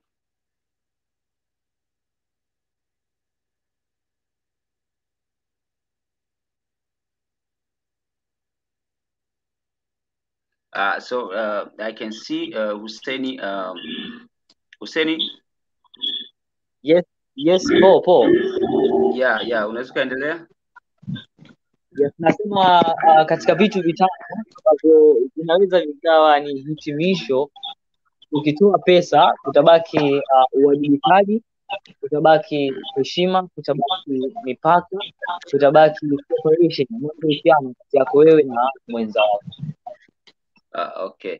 As you can see the translation here, asante sana Tanzani. Thank you so much Tanzani for the translation, for what you say, Hussein said. That's the most important thing, the accountability between men and women. The second thing, support each other and respect each other. That's the main thing Also, to consider in a yes, relationship. also boundaries between one person and another. Do what you think is on your boundaries and others. Okay. Hiyo ya mwisho sijasikia vizuri. Sijasikia vizuri hiyo ya mwisho. Boundaries. Oh, okay. Fanya vile ambavyo viko kwenye mipaka yako, hata vile ambavyo haviko. Okay, sawa. So tumemwelewa. Nina swali mimi. Ndio. Yes. Haya yote umenena. Si haya tu ni kawaida kwa mawasiliano na mabinadamu tu, kila mtu. Si eti mapenzi ama mimi naonaje?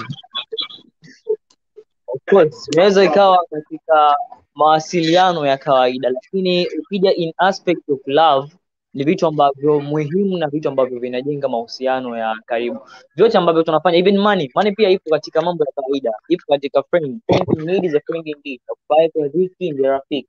Money ipo, lakini money inaingia vipi katika mahusiano? Same thing, vitu ambavyo nimemention there. Unajua kitu nasema ni haya yote ukiangalia haziko unique kwa mapenzi. Kitu unique kwa mapenzi ni ile tume la mwanaume. Unaona? Na tume la mwanaume ni kuprovide. Si ndio? Hiyo ndo kitu unique tu na nimeona kwa mapenzi. Ndio maana watu hupenda kuongea kuhusu pesa. Juu kwa mapenzi mahusiano huwezi kuwa na lazima uheshimu kila mtu. Si ati kuna watu kunakosea heshima ama kuna watu weki boundaries. Hiyo si ni lazima ufanye hivyo na kila binadamu. Lakini kwa mapenzi sasa kitu umepewa kama tume wako kama mwanaume ni moja tu, mimi huona ni moja tu, na niyo ni kuprovide. Haya wengine ya love, respect, communication, hata nimesahau kushirikiana, haya yote ni kawaida kwa hata ofisi. Hata kwa ofisi yeah? Refer the question asked by Paul, what others apart from money vinajenga mahusiano ya kweli? Ukisema kwamba sifa ya mwanaume ni kuprovide peke yake, na kurejesha Kakamega. I hope unaishi Kenya.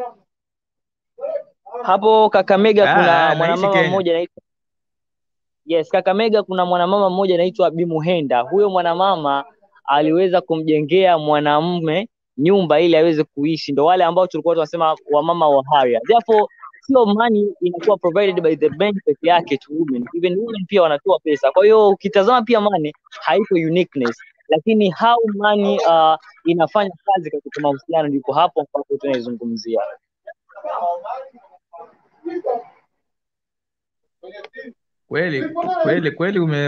Kweli ni kitu umesema hapo, ni sisemi tumekosea. Kweli kuna manini ni example ama situations yenye wanaume wanawekwa. Hiyo si kitu, lakini hiyo si kawaida. Unajua mimi kitu maana niliongea kusema kwanza, hayo si mambo ya kawaida. Hayo ni mambo hata inakuwa news. Unaona? Juu si ya kawaida. Hata ndio maana itasonga kwa mitandao, ule mwanaume anawekwa. Lakini ukisema ile ukweli tu, tume la mwanaume kwa relationship ama kwa ndoa ama kwa kila kitu, yote ukiongea tu kuongea na kitu unique, kitu wenye hakuna mtu mwingine hauwezi fanya na relationship nyingine, ni kuprovide. Lakini pia kuna tume la wanawake. Hayo sasa ndio inaweza kuwa pia ni vitu nyingi. Sasa ndio hizi sasa unasema kitu moja nimeona kwa wanawake ya siku hizi, acha nikigeuza topic kiasi, ni wanaume siku hizi tunaambiwa tunafunzwa kutunza wanawake, lakini sioni wanawake wa siku hizi wakifunzwa kutunza wanaume. Sijui kama mnakubaliana na mimi ama. Yeah, kabisa na mimi nakubaliana na wewe. Mimi binafsi napingana na wewe.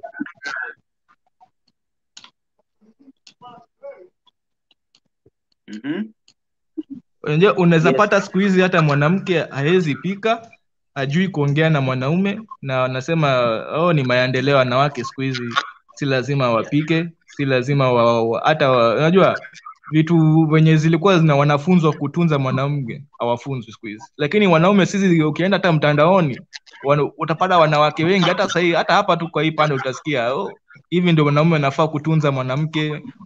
Tunaambiwa kila mahali tunaenda, hata tuwezi tukihema tu kidogo hivi tunaambiwa hivi ndio tunafaa kutunza mwanamke hivi, lakini sisikizangi sana wanawake wa siku hizi wakiambiwa hivi ndio tunatunza mwanaume. Na wakiambiwa hiyo kitu hiyo mada ikitokezea, tunaanza kuambiwa feminism, tunawikiwa feminism, feminism asubuhi, feminism jioni, kama inawikwa tu kama majogoo.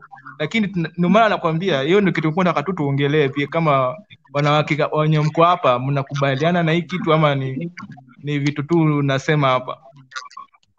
Acha niulize BJ kwanza. BJ, Tezi is saying, I tried to translate in the comment there, but Tezi is saying that it seems increasingly men are expected to take care of women. They're told how to, treat the ladies, all this stuff, but men are not getting the same treatment. Women are not being exhorted to take care of their men in similar ways. What's your thinking? Where is this thought process coming from? I don't get it. So yours,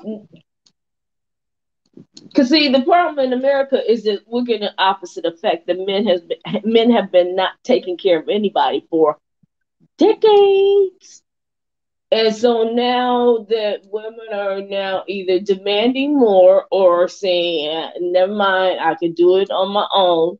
Now we're getting the thoughts. Now women are expecting men to take care of them. So you're supposed to sit in the house and play video games and not have to contribute anything. Is that the thought process that is supposed to be the norm and expected of men? I'm just trying to figure this one out.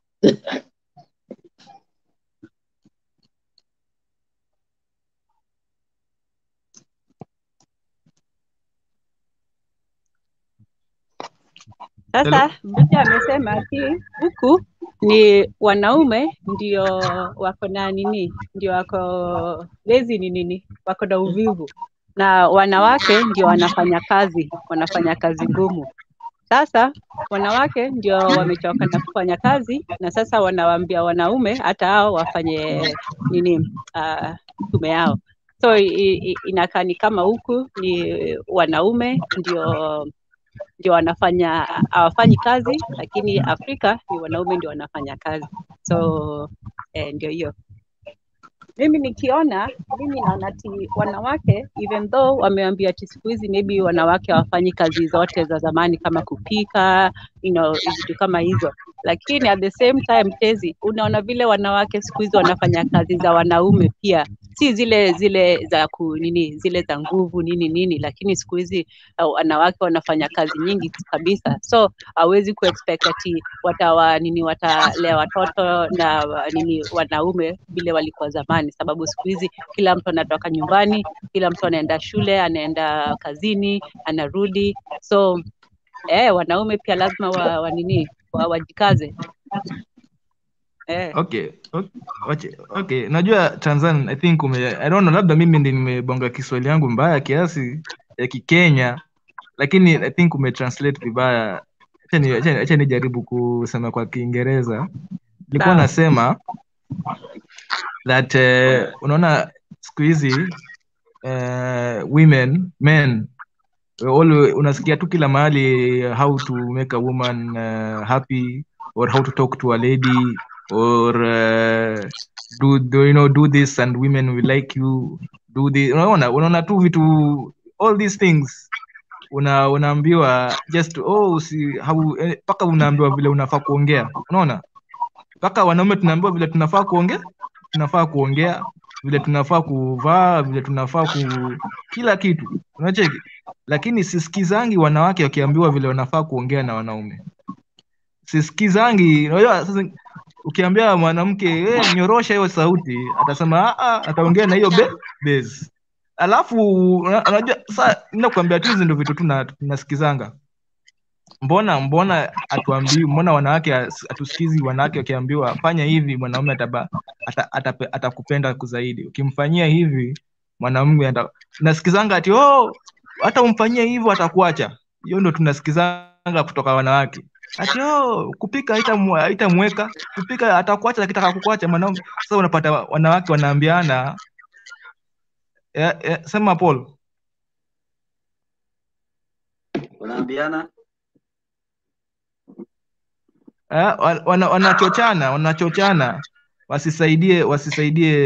Unajua minimum wanafanya the minimum effort. Ukimpikia huyo atakuacha tu, ati usimfulie. Hata kama ulikuwa unataka kumfulia, ati usimfulie nguo, huyo bado atakuacha hata ukimfulia. Mwanaume akienda ataenda. Unaona, hivyo ndio mimi naona hapa kwa mtandao wanachochana. Lakini sisi wanaume tunaambiwa tufanye hizi vitu zote ndio mwanamke akupende. Unaona? Sasa mimi naona iko one sided sana. Ndio maana nakwambia siku hizi mbona wanaume ndio tunaambiwa vile tunatunza wanawake. Wanawake hawaambiwi vile wanatunza wanaume. Yeah. Wacha nikuulize basi. Tezi. Sasa wacha nikuulize. Sasa wewe ukiona kama ungepatia wanawake hiyo advice, ungewaambia nini? Sababu obviously hawajaambiwa vizuri. Sasa wewe ungewaadvise aje? Unajua mila ilikuwa inasemaje? Unajua hiyo ndio kitu nafaa kuuliza. Mila ilikuwa inasemaje? Utamaduni wetu kama Waafrika.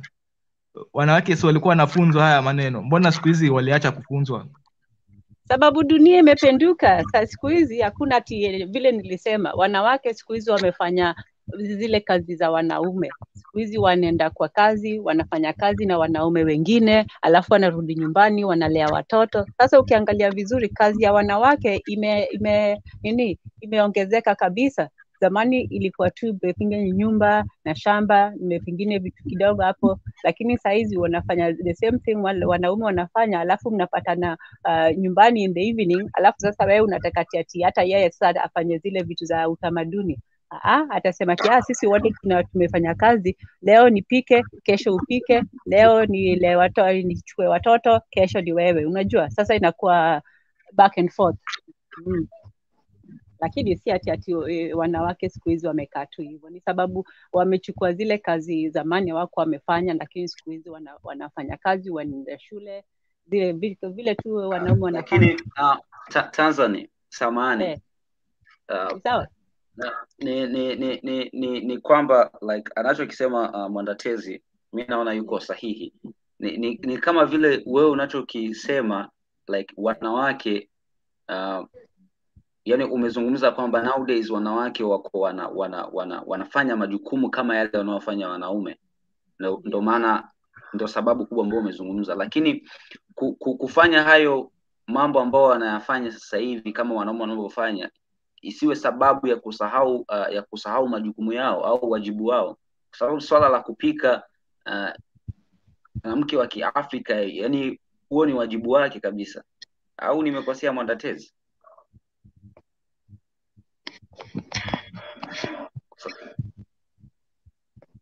Kama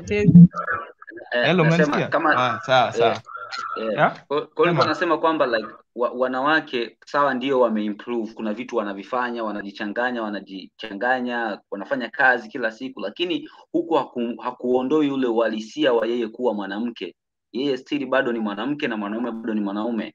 Kuna wajibu wanaume na kuna wajibu wa mwanamke wa wanawake, lakini nowadays inaonekana kama wanawake wamesahau wajibu wao, na ndio maana sisi wanaume imekuwa like sisi tumekuwa treated like tunawavumilia hadi wanawake kulingana na vile yale mapungufu walionayo, like kwamba nowadays unaweza kukutana na mwanamke hajui kupika lakini bado mwanaume still akamuoa, umeona.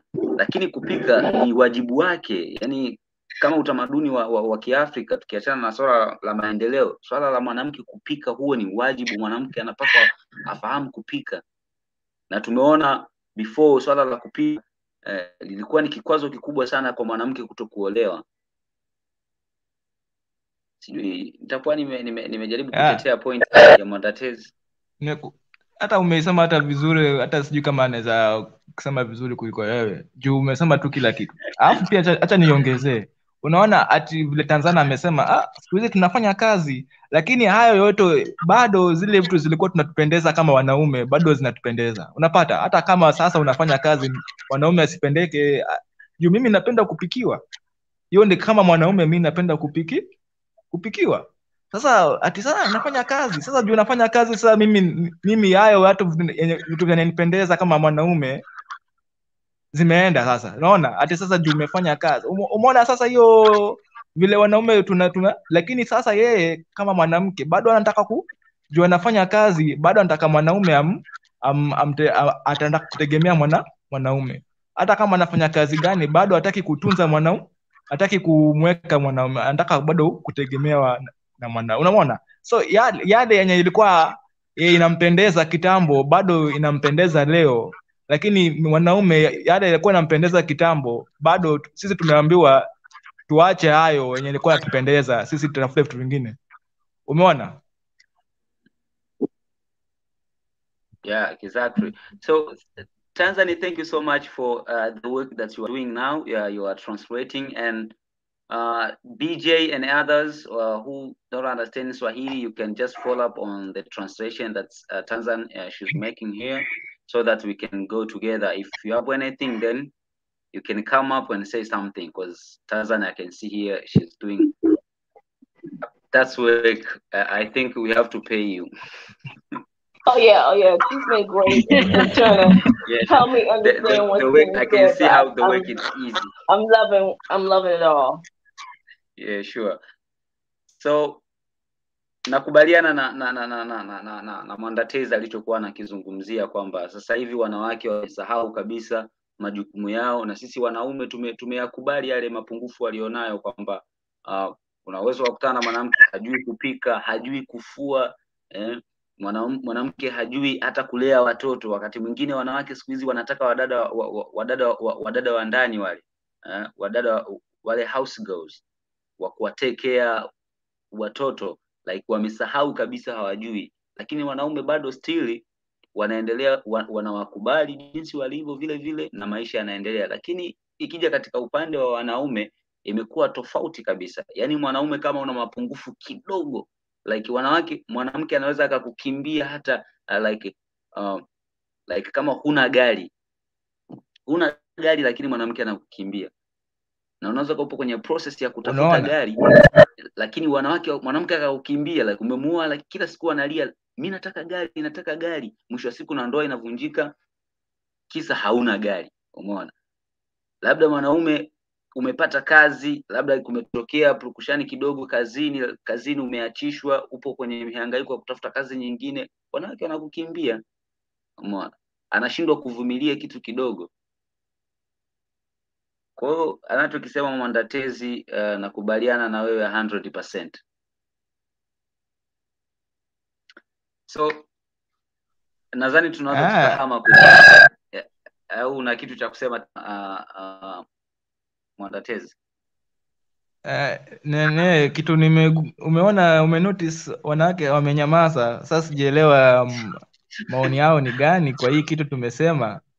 Njoo alikuwa nataka kujua maoni yao, juu unajua atakwambia sasa si nafanya kazi sasa, lakini hiyo kitu hai affect, acha ni affect kitu anataka kwa mwanaume. Unajua bado anataka mwanaume bado anataka kutegemea kwa mwana, hata apate pesa ngapi, hata akuwe pesa ngapi, bado anataka ile kutegemea mwanaume. Hiyo ndio utamu wake, utamu wa ni feminine. Hiyo ndio energy yake feminine, anataka kutegemea mwanaume.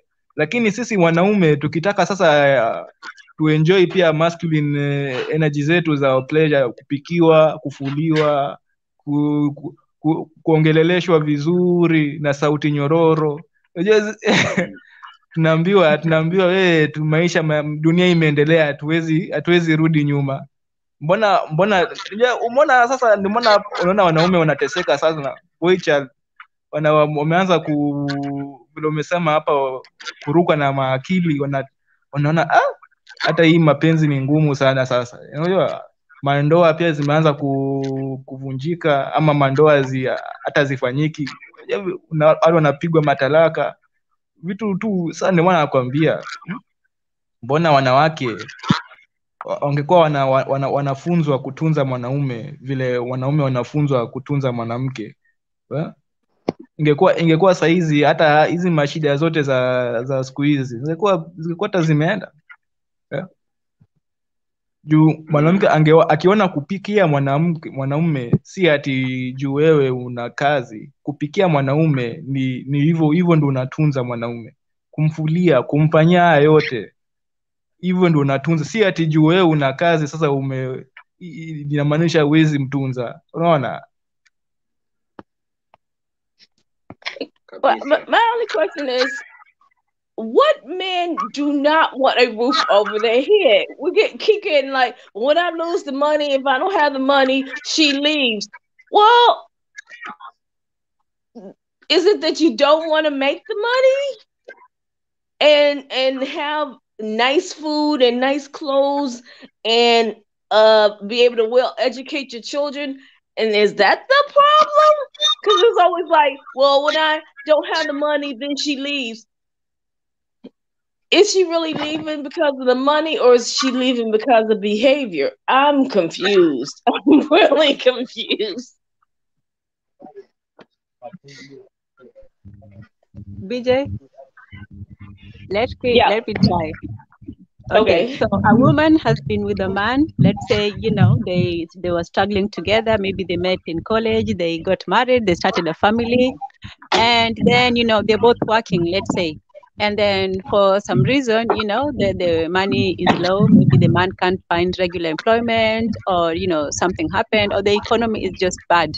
So they struggle on for a bit, trying to take care of the children, but the man is not working. The woman is, working outside the house, trying her best, working hard, and the man is just there.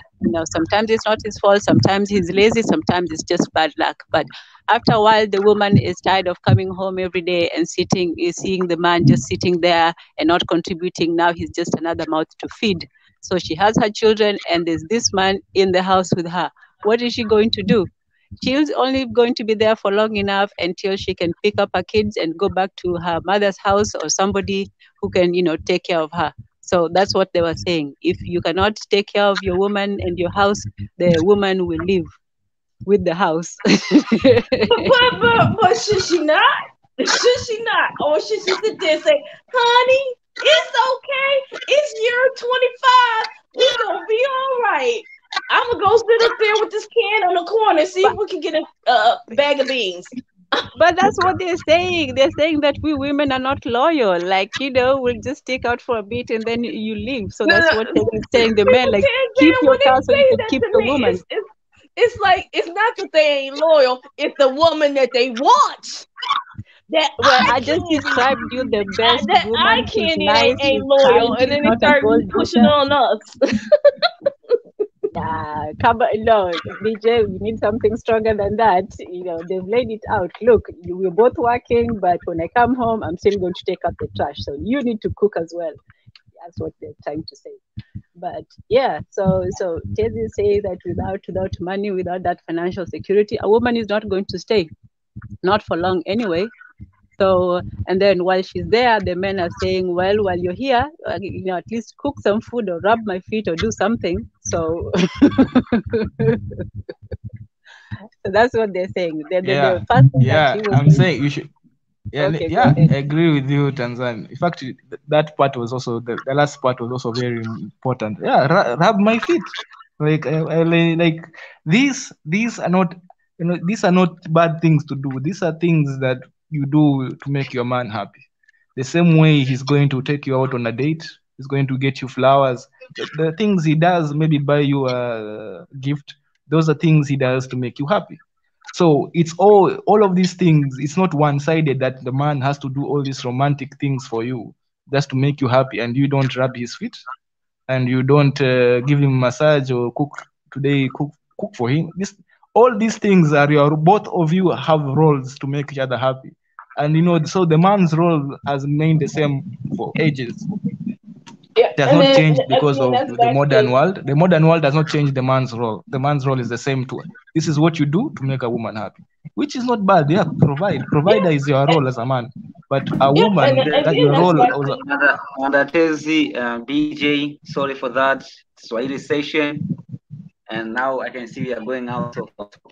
Let's focus on the topic that we have, so that we can go with the flow. So now we have to ban on that question that I have to ask, the exact time for men or women to be engaged in the relationship. So hapa nitaanza na Senbi Hussein, utatuambia wewe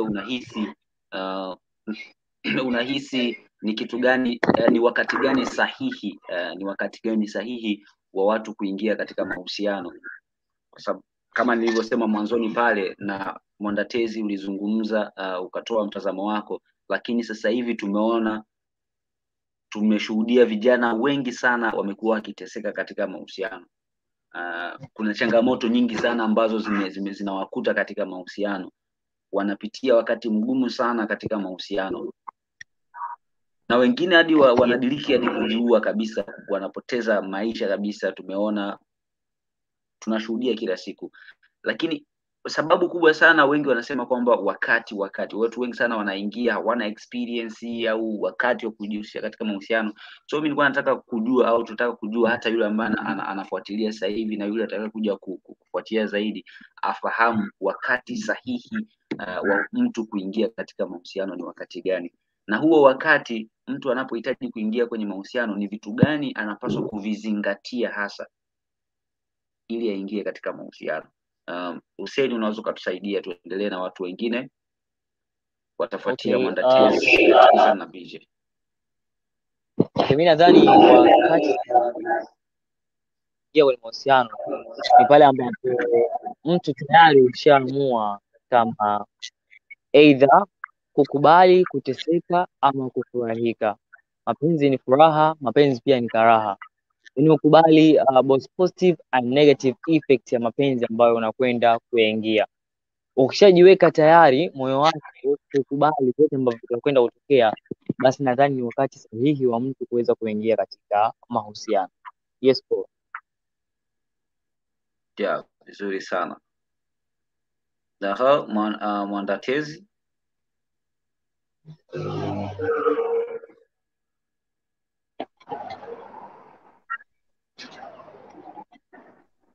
Hello?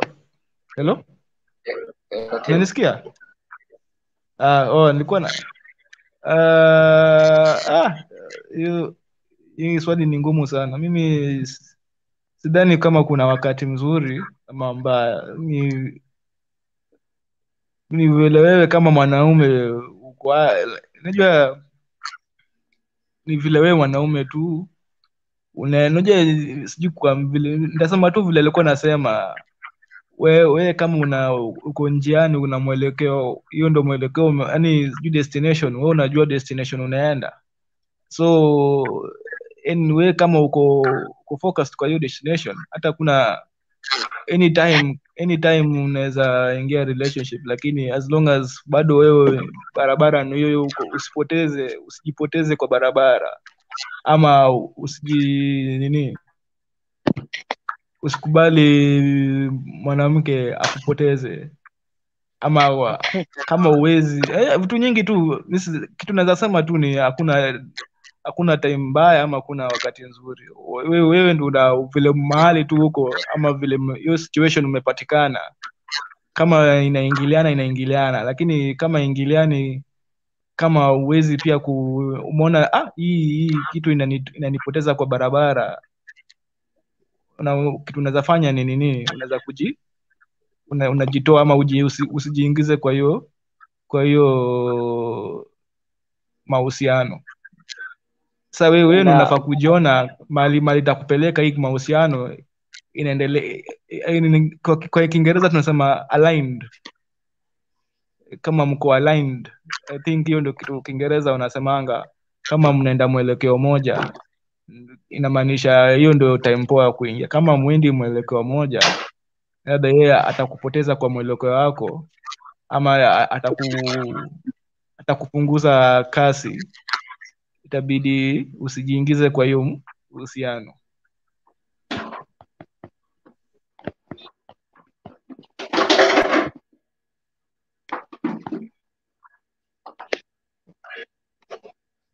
Okay, asante sana. Na je ni vitu gani sasa tu anapokuwa kama ulivyosema kwamba ameona ni wakati sahihi wa mimi kuingia kwenye mahusiano, kabla hajampata mwenza wake, ni vitu gani inabidi avizingatie kwamba ili avizingatie ili aweze kumpata mwenza wake? Mwandatezi. Sijakupata vizuri. Nasema kama ulivyozungumza kwamba umesema kwamba wakati sahihi wa mtu kuingia katika mahusiano ni yeye mwenyewe. Umeona? Sasa kuna mtu amesha decide kwamba anataka kuingia kwenye mahusiano. Je, ni vitu gani avizingatie sasa? Umeona? Ni vitu gani avizingatie ili aingie kwenye mahusiano?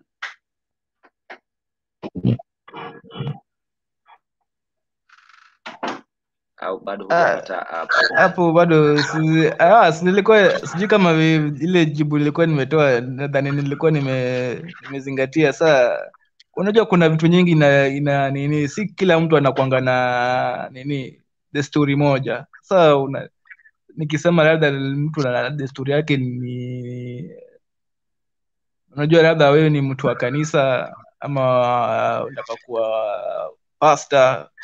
So unajua huyo labda una mwanamke mwenye aingiliani na hayo la dini yako, ama hiyo dini yako, itabidi hawezi kuwa na mahusiano naye, unaona. Lakini ukipata mwanamke wa kanisa pia kama wewe, hapo mtakuwa mmeingiliana na mna mwelekeo moja.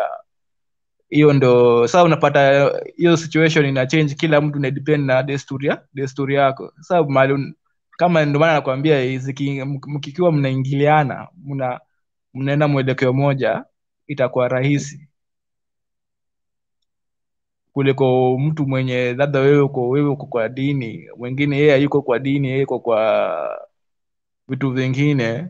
Mtakuwa hata kama mmependana, mtajua mtakuwa tu mkipingana, unaona, na hiyo sasa itaingiliana. Mtakuwa tu mkipingana hata kama mnaona mnapendana, mtapingana mpaka unaona. Sasa hata wewe either wewe atakutoa kwa hiyo dini yako, ama utapoteza kwa hiyo mwelekeo wako kiasi, ama yeye unajua mtatoana, labda yeye anaenda mwelekeo yake, pia utamtoa kwa mwelekeo yake, unaona. So lazima, very important sana mjue mnaenda. Hata Tanzania alisema hivi mwanzo wa stream, kitu kama hiyo, that mnafaa kuwa mnajua mko nini, mna mwelekeo moja. Okay. Po. Katika kuongezea alipozungumzia Mwanteze hapo, ni kwamba tunasema in choosing life companion, pale ambapo mtu anahitaji kumchagua mwenza wake, ni find someone who you can connect with easily.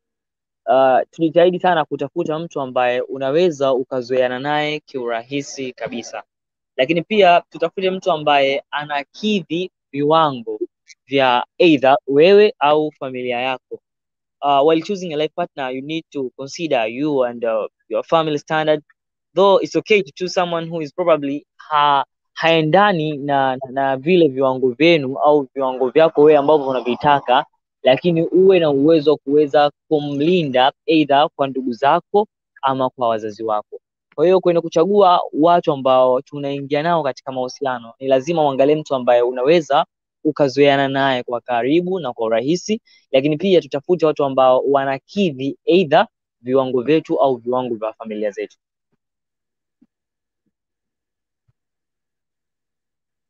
Right. Yes, I'm done. Okay. So I think BJ, you can get something there from what Mondates and Sten Beats have spoken here.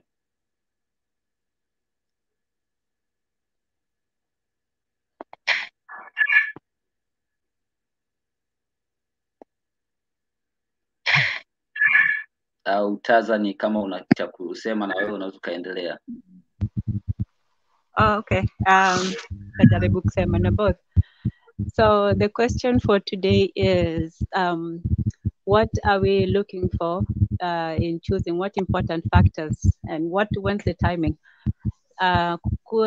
When it comes to the timing, that one I can't really say. I think it's just the right time for different people. Some people know when they know. Some people take years.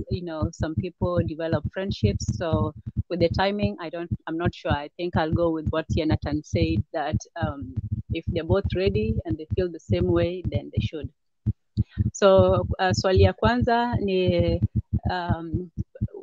saa ngapi ama timing gani nini for relationship, pole switch back and forth si rahisi, lakini kwangu vile nimesema ati si muhimu ati lazima upate mtu by age this or that or whatever. Ni ukipata mtu alafu mmejuana, mnaweza kuget along, mnasikilizana, hiyo ni the best time, lakini usikuwe na haraka. Saa zingine chukua tu muda, ujue mtu, uongee tu, mkwae marafiki. Si lazima ati mkwae tu mapenzi mara moja. Saa zingine urafiki pia ni muhimu. So kitu ya kwanza ni ujue mtu, communication. Talk to somebody, make sure that you know them, well enough, how they feel about certain things, what they like, what they don't like. Just have a conversation. It doesn't have to be, something, pressure. So that's the first thing. And then factors to important factors. So vitu za umuhimu. The first one vile nimesema ni communication. You have to find somebody that you can get along with, because you're going to spend a lot of time with them, even if it's a temporary thing.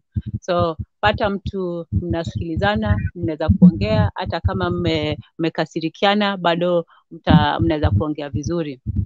So it's important to have compatibility, somebody that you can talk to, that understands you. You don't feel afraid to tell them things, and they can come to you with issues as well.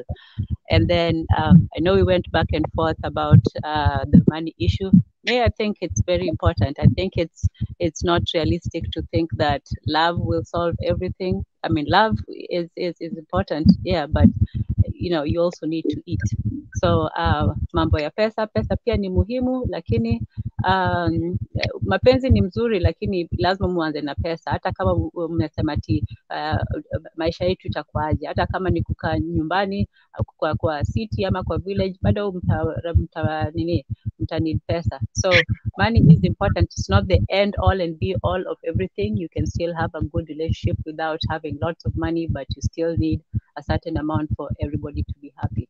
So love and money go together, but you have to know what's important for both of you. Alafu ile kitu ya the roles ya men and women, ndio hata kama nyinyi wote mnafanya kazi, hata wewe kama wewe ni mwanaume, jua kazi yako ni nini. Kama kuna vita, kama kuna kitu ya kubeba, hiyo ni kazi yako, fanya kazi yako. Na wewe kama ni mwanamke, kama ni kupika, kusafisha, hizo vitu, hiyo ni kazi yako, fanya. Kila mtu afanye kazi yake, alafu tukikuja pamoja kila mtu anafurahi. Si mmoja nafikiria mimi nafanya kila kitu, mwingine anafikiria afikiria hata kidogo. So for me, I think that men and women should still maintain their roles even with the changing world, but they should still be understanding of each other. So you as a man, you're not going to both be working 12 hours a day and then you expect your wife to be, 4-course meals every day. So we have to be reasonable. And then you as a woman, you also have to understand that, your man has to go work and you can't have all his time and so on. And and you also have to take care of his money. So that's just my summary.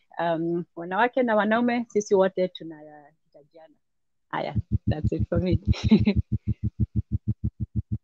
Oh, and by the way, the Saturday, nilisahau kusema juma ya tutakuwa na program yetu on Saturday na itakuwa around this time. So itakuwa Saturday 11 a.m. East African. Saa Waswahili kujeni tuongee. Hiyo ni program. Ati nini kwa Kiswahili? Ati Saturday kwa Kiswahili, alikuwa umesema nini Saturday kwa Kiswahili? Nimesema program ya Saturday ile ya SNN African Discussion. Na Kiswahili. Nilimiss this weekend. Hebu tuambie kwa Kiswahili. Okay, next Sato tutakuwa na program, tunakuanga na regular. Kwenda huko.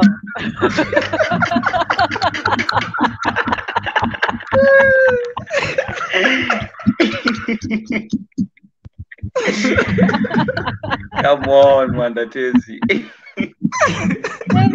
You fala, I swear.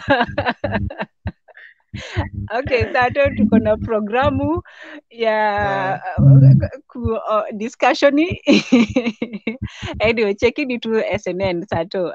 Tezi yake ni Sunday. This Sunday yeye pia libisi yake, lakini yangu ni Saturday, lakini ni Saturday during the day. Anyway, wekeni tutaona na Sato. Alafu tezi ni Jumapili. Yeah, by the way nitajaribu kuwakumbusha. Asante sana kwa mlichokuwa mnakizungumza hapo, ulichokisema dada yangu Tazani, Hussein, Amanda Tezi. Sounds Bantu anasema greetings SNNs and the panelists. Being panelists, anasema it's what? It's been too long being away, just missing everyone. We're missing you so much. Karibu sana ndani ya Swahili session. Unaweza kachangia kwa mara nyingine tena. And huyu music anasema grace and peace, grace and peace. Thank you so much. Karibu tena sana. So tumesikia kila mtu alichokizungumza. Labda kama kuna mtu yoyote yule ana kitu cha kusema kabla tujaelekea kwenye conclusion ya kufunga kipindi kwa leo. Kama kuna yote yule ambaye anaweza kazungumza kitu yote kile kwa kulingana na mada ambayo ilikuwepo kwa siku ya leo. Mwandatez, DJ Hussein, Tazan, karibuni sana.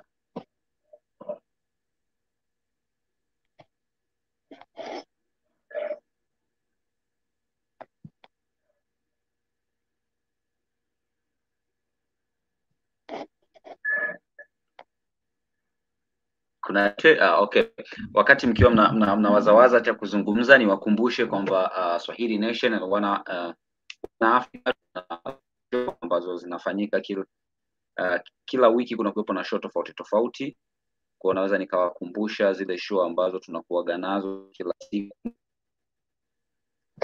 Nikianza na siku ya Jumatatu. Siku ya Jumatatu probably kuna kuwepo na my brother Mika anakuwa na session tofauti conversation. Hiyo inakuwa ni siku yake, anakuwa na conversation na watu tofauti au na kipindi chake yote kile siku ya Jumatatu, ambapo siku ya Jumanne kuna kuwepo na kipindi cha Swahili session na host ni mimi ambaye ni jina langu naitwa Paul Justin. Kila siku Jumanne Jumatano bila kukosea ni Tanzania si Jumatano? Saturday ndio Jumatano ndio. Ngoja Jumatano Jumasita. Saturday ni Alliance. Wednesday ni kipindi cha nani? Wednesday ni kipindi cha Ngoja nione hapa. No, Wednesday ilikuwa ni Professor Ezra, lakini sasa hivi kuna open mic. Kuna open mic na open mic ambayo itakuwa ni kesho. My brother Minka atakuwa hapa na GP, watakuwa na session, na muda si mrefu nitatoa intro ya kipindi chao hapa ya kesho. Swahili inaitwa open mic. By the way, ni comedy, wanafanya comedy. Kwa kama unajua unachekesha, una uwezo wote hata kuimba, una chochote kile, like it's just being funny. Kwa kama unaweza ukajoin nao kwa siku ya kesho. Na last time walikuwa na Koi Mzungu. Koi Mzungu ni popular hapa Tanzania, ni comedian. Kwa hiyo nadhani waliopo Tanzania wanafahamu kabisa kwamba Koi Mzungu ni comedian wa aina gani. Kwa hiyo unaweza kujoin na Bwana Mika siku hiyo ya kesho. Thursday ndo kipindi cha kwako Tanzania, ambao kinaitwa Tanzania, kipindi chako kinaitwa Tradition in Africa, si kweli? Ya African Traditions. Huyo ni Tanzania siku ya Alhamisi. Then Ijumaa ni weekly recap. Weekly recap ambao wanafanya recap show kinafanyika kila siku Ijumaa. Alafu The Hidden Hand inafanyika Sunday. Sunday ni Jumapili ambayo inafanywa na mwandatezi. Kwa hiyo unaweza mkajoin na mwandatezi kila siku Jumapili. Inaitwa The Hidden Hand. Mwandatezi anakuwa yupo live kabisa. Niendelee kuwakumbusha pia kuchangia kiasi cha pesa. Unaweza kudonate kiasi cha pesa chochote kile ulichonacho kwa ajili ya Swahili Nation and One Africa Office ambazo zitakuwepo hapa nchini Tanzania. Mnaweza mkatazama hapo kwamba kiasi cha pesa kilichopo mpaka sasa hivi ni euro 3636, lakini target ni kufikia euro 20,025. Kwa hiyo bado safari ni ndefu. Mnaweza mkasapoti kwa kuchangia kiasi cha pesa chochote kile ulichonacho kwa euro. Unaweza kutumia link ambayo na share hapa muda si punde upande wa comment section. Unaweza kutumia link hii ya GoFundMe, na ukiklik hiyo link utapata namna ya kuweza kufanya malipo hayo. Kiasi cha pesa chochote kile, iwe euro 1, euro 2, euro 3. Kwa wale ambao mnaweza mkatumia hiyo access, mnaweza mkatumia njia hiyo. Na pia kwa wale ambao wanaweza kupata tabu kutumia linki hiyo, unaweza ukachangia kiasi cha pesa kwa kutumia nambari ya simu hiyo ambayo inaonekana kwenye screen ya 0766 467760. Jina litakuja Bujo Kisongosongo. Hiyo ni namba ya M-Pesa. Kwa hiyo kama upo Kenya, upo Uganda, upo Rwanda, wapi kokote kule, unaweza kutumia nambari hiyo ya simu kuchangia kiasi cha pesa chochote kile ili kuweza kusupport Swahili Nation na One Africa kuweza kupata ofisi, mambo yakakaa vizuri zaidi. Na zaidi pia unaweza ukatusupport kwa kusubscribe channel yetu ya Swahili Nation, na pia like na kucomment video zetu ambazo zipo, na kuendelea kuwa connected na kile ambacho Swahili Nation and One Africa tunakifanya. Na pia kuna YouTube channel yetu ambayo ni dada tuseme, inaitwa One Africa. Ukiingia YouTube unaweza kusubscribe pia na video zetu utazipata. Na zaidi unaweza kutufollow pia on Instagram. Tunapatikana, tunatoa news kila siku, tunakuwa na update ya news tofauti. On Instagram tunatumia official Swahili Nation na One Africa official. Kwa hiyo unaweza kutufuata ukatufollow on Instagram kwa kupitia page hizo za official Swahili Nation na One Africa official kupitia page hizo za Instagram. Na mimi pia unaweza kunifollow kwenye Instagram yangu, natumia paul_justin_tz. Instagram utanipata, na pia on Twitter tunapatikana Swahili Nation One Africa pia on Twitter, na mimi pia on Twitter unaweza kunifollow kwa jina hilo la Paul Justin.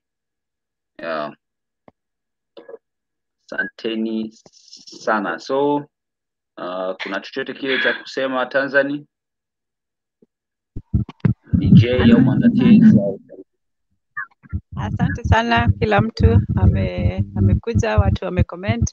Thank you everybody for showing up, for participating and commenting. This was a very interesting discussion and I hope we can continue. And Hussein, thank you. BJ, it was wonderful to have this conversation and I hope we can do it again. All right, asante sana. Tutaonana tena ama tutasikilizana tena. Thank you guys for having me, and it was very interesting and a great topic. Yeah, sure. Okay, thank you so much Mwandatezi. Nimeona text yako. SNB, una kitu kile cha kuzungumza? Sina zaidi ya kusema asante sana kwako na asante sana for the whole team. Nimefurahi, nimeenjoy na wish all the best Swahili Nation. Thank you so much, my brother SNB. By the way, Mwandatezi, Tanzani, BJ, SNB, Hussein, he's my friend and he's here in Tanzania. We are schooling in the same college, and he's a journalist, by the way, and he's a presenter, one of the biggest media. So I appreciate for him for being here, Hussein. I appreciate for you, brother, also. Thank you so much.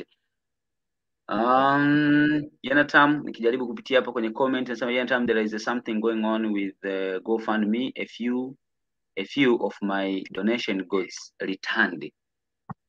Come on, that's long. Tanzania, can you get that? Yes, I got it. I made a note of it. We're going to let Mika know so they can sort it out from the end. Pardon, we can't hear you. Oh, sorry. I said yes. I got the message from Jonathan. So I said we'll let Mika know. Yeah, sure. So Yes. we work on that. And here, okay, Yanta asema asante kaka na dada zangu wa Kenya na kwa kuwa familia yetu ya Kiafrika. Asante sana Jonathan. I can see the sentences are really good. Bila shaka Jonathan kumbe na yanafahamu Kiswahili.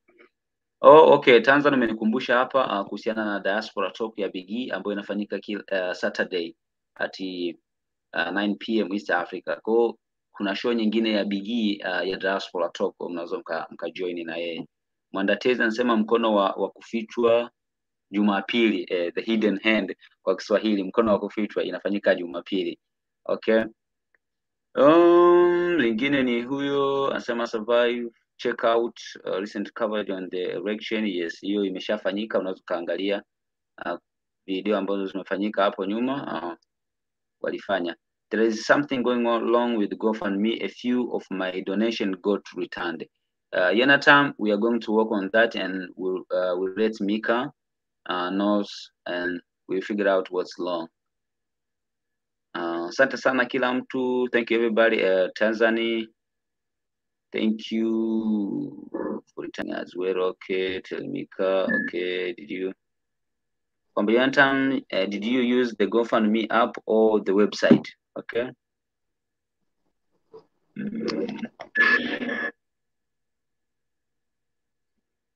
I used the link here a few days ago and I thought it was weird, but there is a different problem. Maybe there is something which we don't know, but we try to make them know. So thank you so much families and BJ Tanzan na wale wote ambao umekuwa mkiparticipate kwenye upande wa comment. Tunawashukuru sana, asante sana, na naweza nikaplay baadhi ya hiki ni kipindi kipya ambacho kinaitwa SN Chamber. Itakuwa kinafanyika, itakuwa ni recorded program, itakuwa ni interview na conversation ambazo zitakuwa zinafanyika. So mkao wa subscribe, muendelee kuwa connected na channel yetu ya Swahili Nation One Africa. Video zote mtakuwa mnazipata live kabisa. So naweza nikaplay hiyo video wakati Baada ya hapo utarudi na tutafunga kipindi.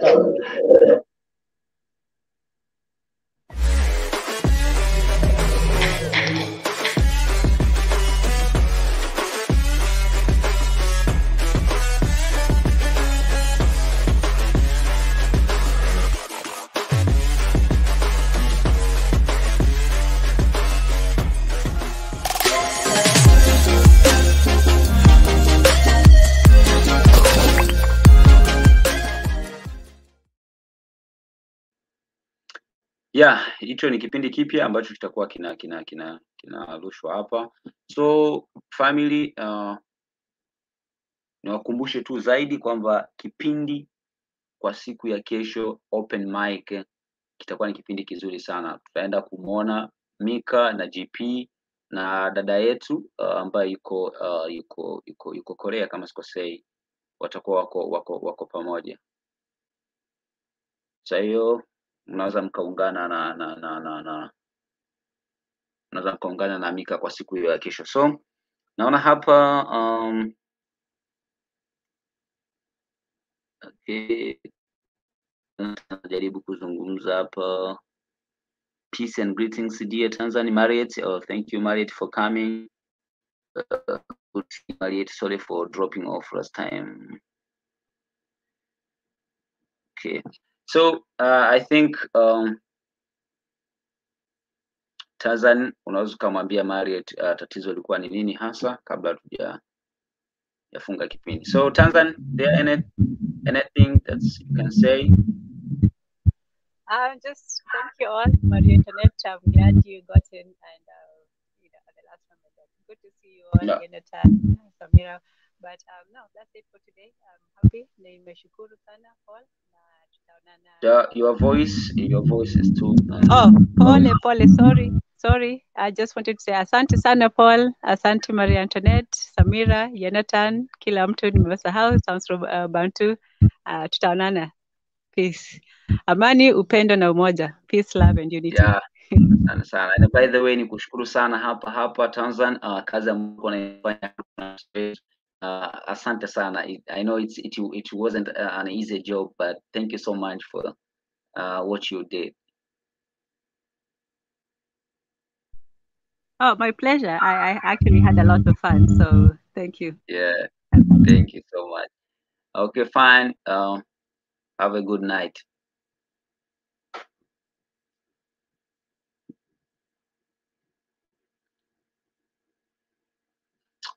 So asanteni sana ndugu zangu. Mimi naenda kufunga kipindi kwa maombi and then nita play jingle ya mwisho. So nashukuru sana, nawashukuru sana. Tukutane siku nyingine.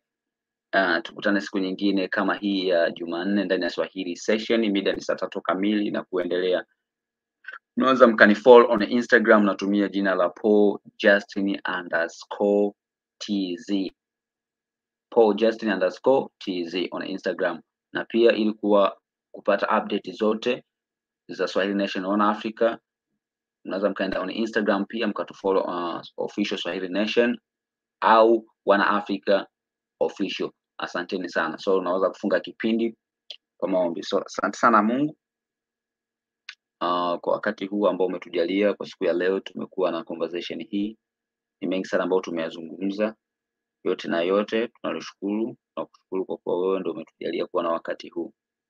Naomba nikiamini ni katika jina la Yesu Kristo. Amen. So family, thank you so much. Thank you so much. Let's meet up on another time.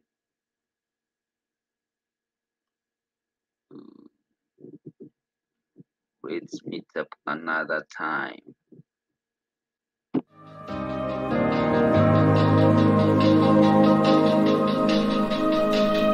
So Africa, a place where poverty and pandemic diseases are originated. The least wealthy continent per capita. The land where the only things to be found are animals, corrupted leaders, poor kids, dirty water and civil wars. People who are in need for help, donations and support. aka the NGO's motherland. For others, honestly, Africa is just a very hot, dark and sad place everyone wishes to escape one day.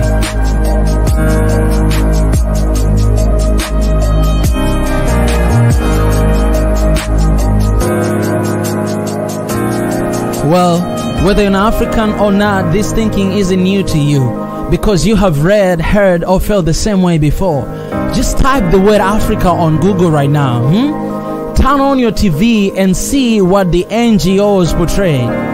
Watch movies from Hollywood. Ask your mama, friends, or ask yourself, what is Africa? Yet if you're still struggling to believe, let me ask you this.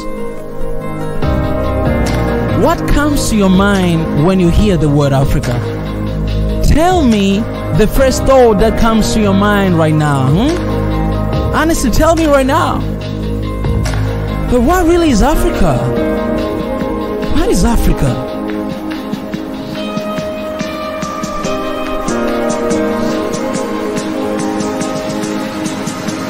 Listen, there are many theories about the name, but one that is close to the truth is Al-Kebulan. This name translates to Mother of Mankind, or according to other sources, the Garden of Eden, the place where love, peace and unity dwells.